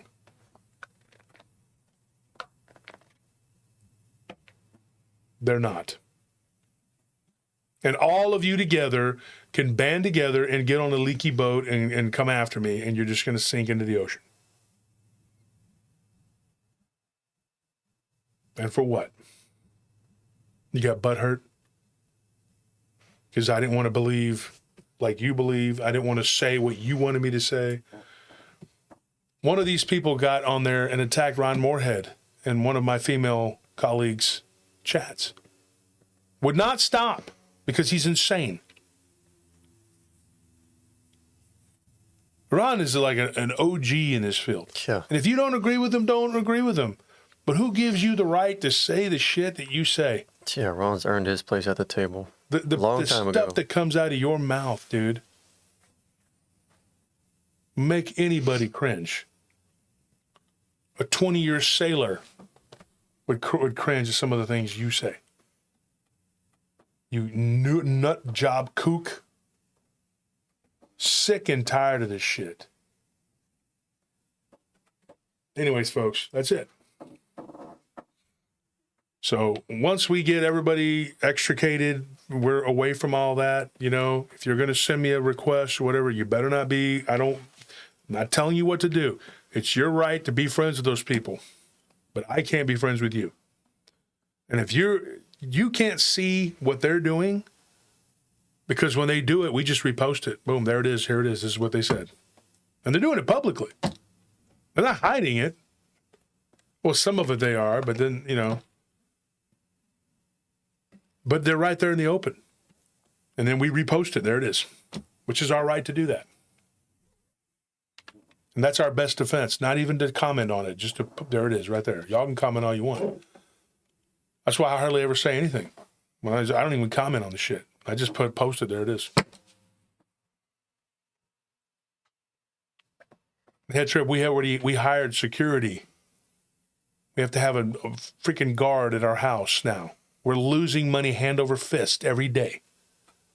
And when I have to come to do the show, I lose a bunch of money because I have to pay somebody. And our neighbor caught somebody on camera that was one of their trucks. I mean, dude, they're not too bright. Or they just don't give a shit. They don't give a shit. Mm-hmm. They're determined. One of them knew that I was going to a lunch with somebody, and he showed up.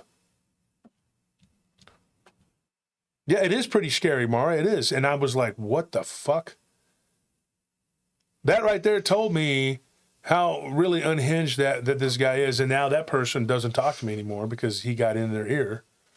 Because that's what he does. He's like a poison. They all are.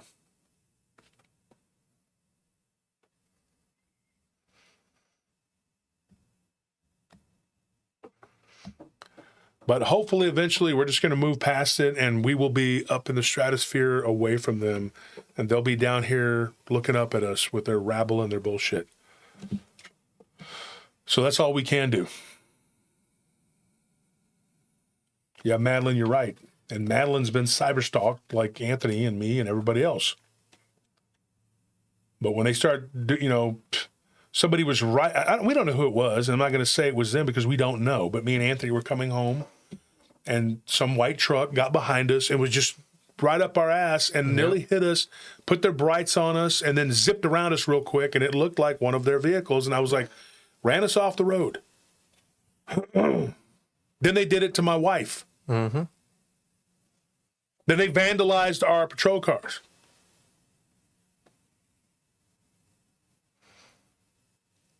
You think I'm joking? You think this is a game? Because this is ridiculous. So when the lease is up here, I probably got to leave now here too. I got to find another place. They have turned our world upside down. And then people tell me, don't talk about it on the show, block and delete. You want me to sit up here and pretend like everything's fine in my life? Because it's not. And then my business partner's in the hospital, and we are under spiritual attack constantly, having nightmares and all kinds of stuff. And then they say that when I talk about this, that I'm inciting people to do something. I'm not telling you to do anything. I'm telling you why I have to do what I got to do. Don't do anything to these people. Let the law handle it, as slow as they are. Because at some point, they are going to have to face justice. And this douchebag up in Oklahoma who doesn't stop every day, doesn't stop.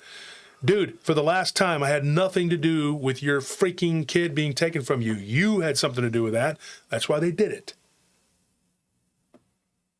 You need to shut the fuck up and quit digging the hole for yourself, you dumbass. You'd think somebody who's already going to court with two other people wouldn't want a third, but you're about to have a third one, you son of a bitch. Because you don't know how to stop and leave people alone and making all these sock accounts. You think you're cute at making those sock accounts. Our guy, I feel very confident, is going to get your ass because we already know who the chicken corn was. You got an obsession with chicken and corn. Weird. You're a weird little fuck. You're next.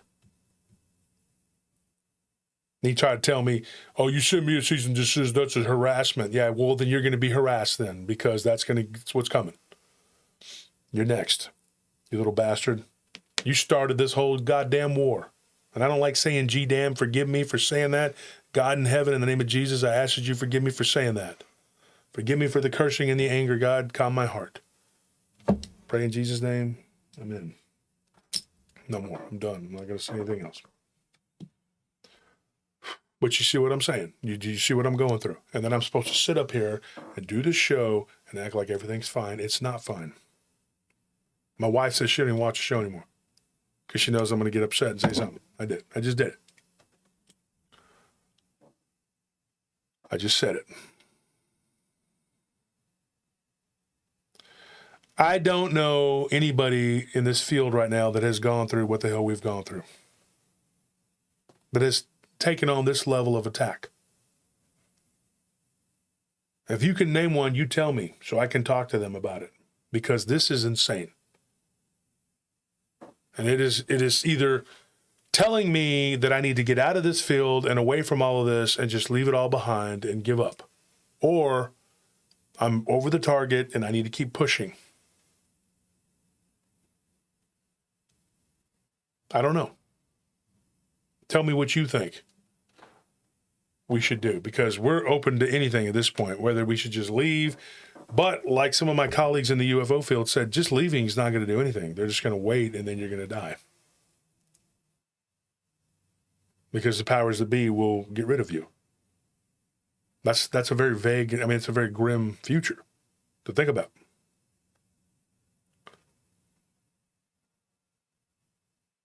But that could be it. I mean, I leave, and then I think, well, I'm done. Maybe they'll leave me alone now that I'm done. No, they're going to keep going. And keep this. That's personal. They want to run me into the grave. It's a personal vendetta against me and Anthony in particular. Nope. I mean, leaving isn't going to stop it because they're not following their own will, like I said. They're being driven by something they don't even understand because they're too stupid to see they're enslaved.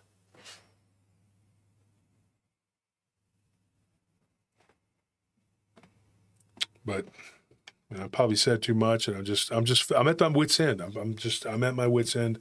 I'm fed up. I'm sick, and I'm tired. I don't want this life for myself, for my boys here, my wife. I mean, every day they got to hear somebody bad-mouthing you, saying something horrible about you. To me, it's like if it was just me, I wouldn't even give a shit, like I said. I see it all the time. I don't say anything because I don't want Nellie to be upset.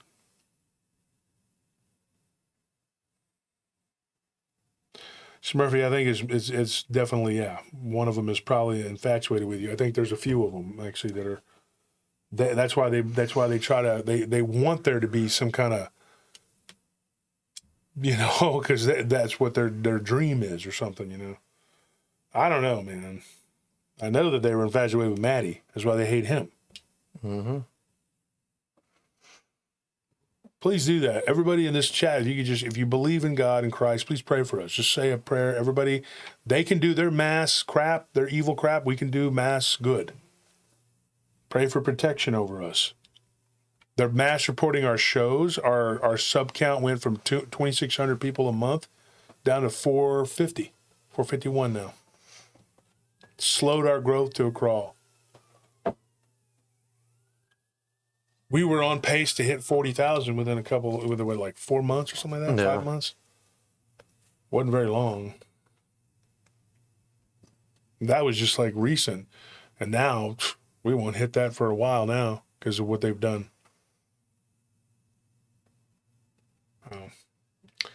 But we keep pushing. We keep going. We keep doing what we do.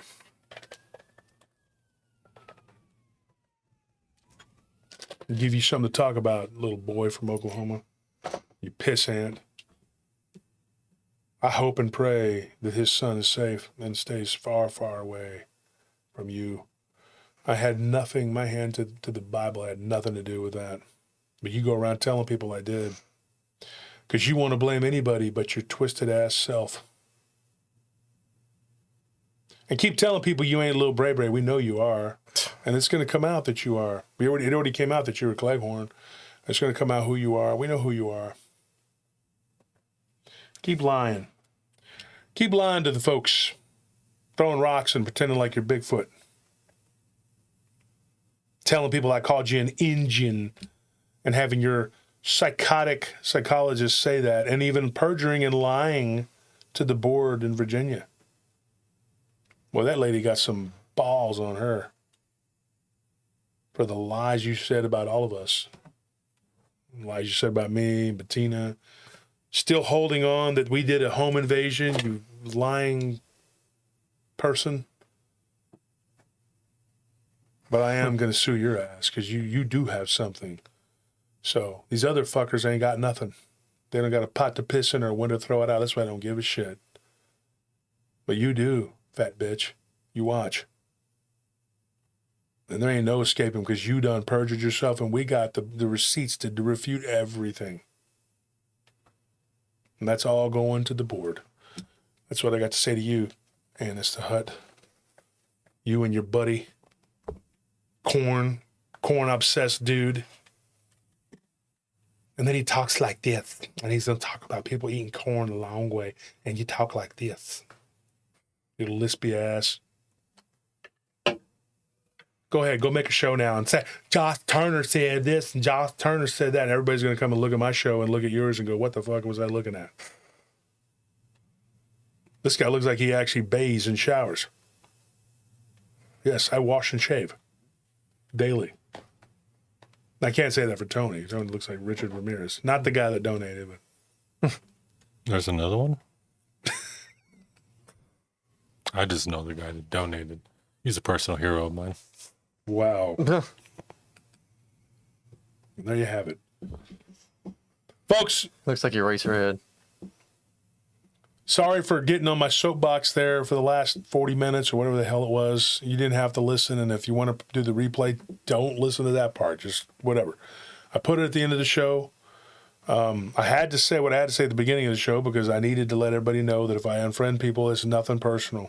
It's not.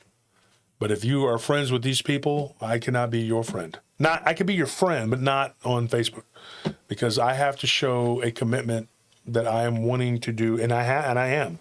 We all are, to wanting to get away from these people and doing everything we can to distance ourselves from them. Okay, so like I said, no personal, nothing personal. Okay, Cob Gobbler. There you go, Smurfy. So we should start calling him the Cob Gobbler because he's always talking about it. Chicken in the corn. Like, what in the hell is wrong with you, dude? What is your chicken corn obsession? What is wrong with you, dude? Like, why would you pick that? A chicken is a female, and corn is phallic. Are you trying to tell us what something? What are you trying to tell us? Go hang out at the Iron Bull. And then I argue with my wife that there was no Iron Bull, and so I was like, "There's no Iron Bull," because I thought the gay bars in Austin were all on like the warehouse district. Mm-hmm. You know, there's a couple of them. They've been there forever. And I will be honest. The only time one time in my life I set foot in one, it was called Oil Can Harry's. Mm-hmm. That's what it's called. I think, is it still called that? I don't know if it's still called that. I don't know if but I was looking for a guy who owed me money, and that was back in the day. And I walked in there, and this was like, I had never been into this. And there's like, you got to realize there's 250 bars downtown, just in this one little area. They say there's over 500 of them in Austin. I don't know if that's the case. I've never counted. But I had to go in there looking for a guy that owed me money. And I think he was just hiding out in there, and he was wearing a wig. And he was hiding. So me and my friends went in there. And you could tell the door guy had never seen us before. This is probably like 2000 or something like that. And he was kind of like looking like we were going to start trouble or something. And we were, because I was going to hurt that dude if I found him in there. And I was going to beat his ass in front of every alternative lifestyle person in there. I didn't give a shit. And so I'm like waiting for him to give me my ID back. And he's like, he looks at me. And then this guy comes up to the door and he goes, grabs the ID and he goes, I know who you are. First time I ever went out with Nellie, when she first came in, it was May. And we just had our anniversary. We didn't even get to celebrate it. It was May 20th. That's the only good thing that ever came out of May. And same thing happened to me on Red River, on, what's it called? On the Riverwalk on San Antonio. Mm-hmm. I go up to a door and this guy goes, I know you. And then it wasn't about the show. I didn't have the show back then. He's like, you're Wolf. I know you from 6th Street. These people, I had a reputation, and Anthony and Tony can attest to this. This is the truth. People here in Austin and San Antonio, Texas, Houston, they knew who I was. I was notorious back in the day. This isn't no bullshit. They said, he brags about his criminal past. No, bitch, I'm telling the truth. That's what I do. I tell the truth. What do you do besides be fat and lie? So the guy takes my ID at the door, and he says, who are you looking for? They knew I was looking for somebody. I was like, no, we just want to go in there and hang out. And I look, and there's a bunch of big dudes, muscled up dudes on stage with, I guess I didn't really get a good look, but they looked oiled up like they were. So it was called Oil Can Harry's. That's why they called it that. And I said, yeah. And so try to get in there because I knew this guy was hiding in there. And I said, yeah, I just want to go and I want to look at the dudes, the big guys. And this dude, his name was Alfredo. I got to know the guy a little bit anyway, because he came to our club one day, you know, with this other dude, and because our owner thought that it'd be cool to have a gay night, which I don't care if you're gay or not. I'm not, but I'm not gonna fight you. I don't care. So we had a Wednesday nights and then we did a goth night for a while, and that went over real well. It was dead. Nobody went. So, but we had a gay night, and a few people showed up, and that dude showed up. He was gay. Name was Alfredo. And he goes, oh, hey, I remember you. You were the guy that came to my club trying to fight with people. And I was like, I wasn't trying to fight with people. I'd be totally happy to drag them out into the street and kick the shit out of them, you know. And I said, besides that, I don't even think he was gay. I think he was just hiding out in there because he knew that he probably figured we weren't going to go looking for him. Dude, I'll go to Vegas to look for your ass. I've done it. So anyway, I was sitting there and I was standing there and I said, yeah, I want to go look at the people, the guys that are oiled up. This guy knew I was lying. And he's like, I don't think so. And I said, come on, dude. I tried bribing them too. And to their credit, they didn't let us in. So I waited. I went across the street. You know that coffee place is used to call Ruta Maya.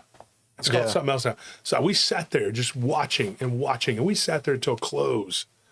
And then when the door guy wasn't at the front door, I walked into that place. That's the only time I ever set foot in it. And there was a guy spinning there. I can't remember his name. He was a black dude, used to be the DJ. And I can't remember his name now. But anyway, he was the DJ. And I saw him. I knew him because he was just a DJ. He spun everywhere. I said, oh, what's up, dude? Oh, Filthy Rich. That was what they called him. They called him Filthy Rich. His name was Richard. He was a black dude. I said, Filthy Rich, what's up, man? I shook his hand. I was looking around. I was scanning to look.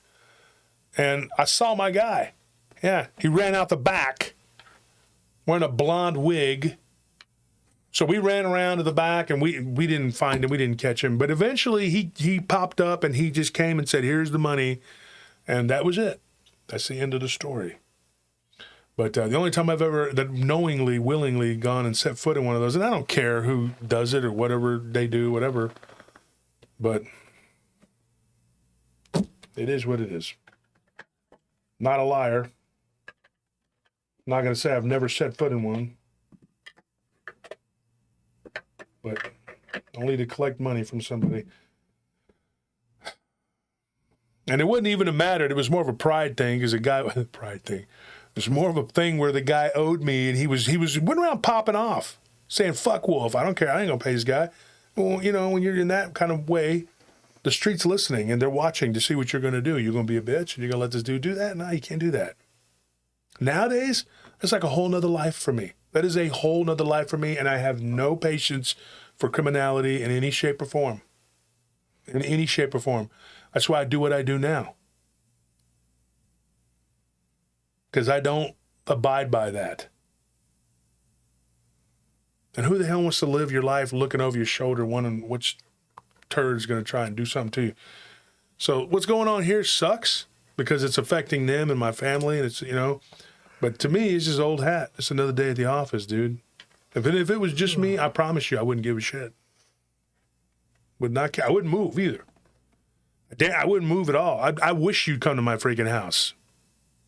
Let me introduce you to my closet. Motherfuckers.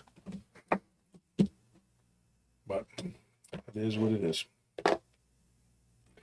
I may not be the most righteous man on earth. I may not be the nicest guy in the world. And I do have a past. But I'm honest. I'm very honest.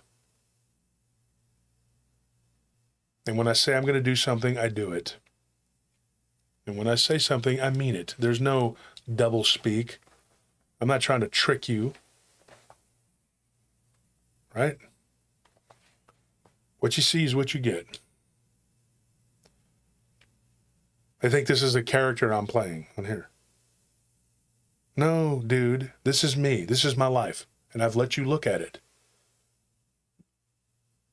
Why? You're going to find out anyway. You can't. What's done in the dark always comes to the light. Right?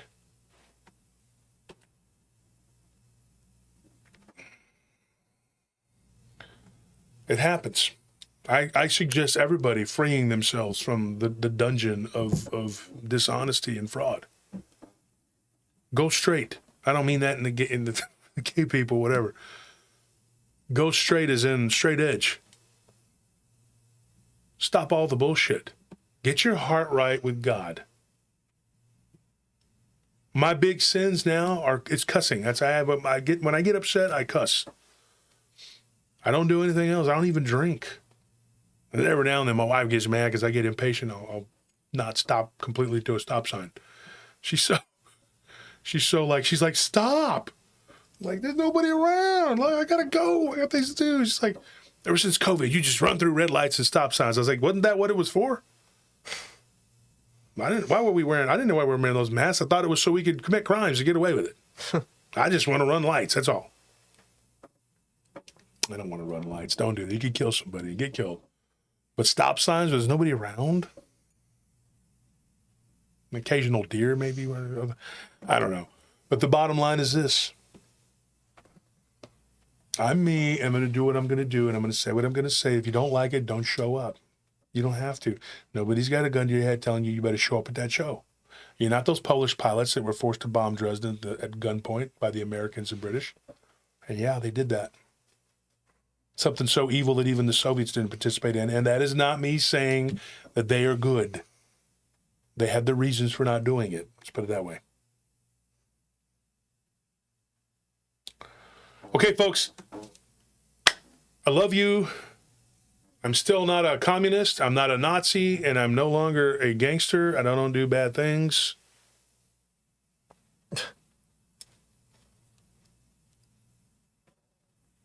I still do goofy shit, though, right? That's it.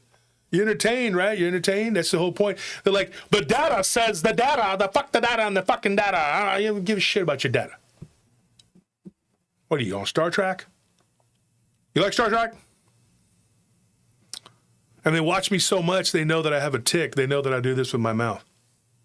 Like that. They go, look at his mouth. We got you. You do this with your mouth. Whoopee effing do. You got me. Oh, man, you got me.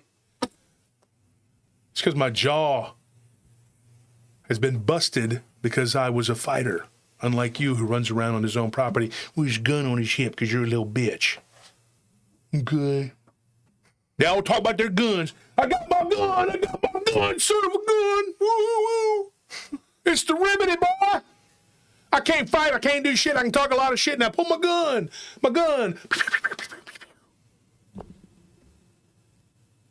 I got them guns. I read Guns and Ammo.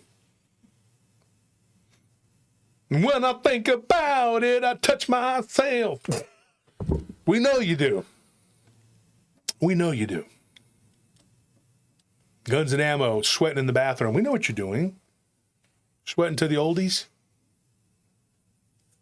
Golden Girls got me. Sweating to the oldies. Smith and Wesson. Oh, I'm holding. Ooh. Is an ammo sexual?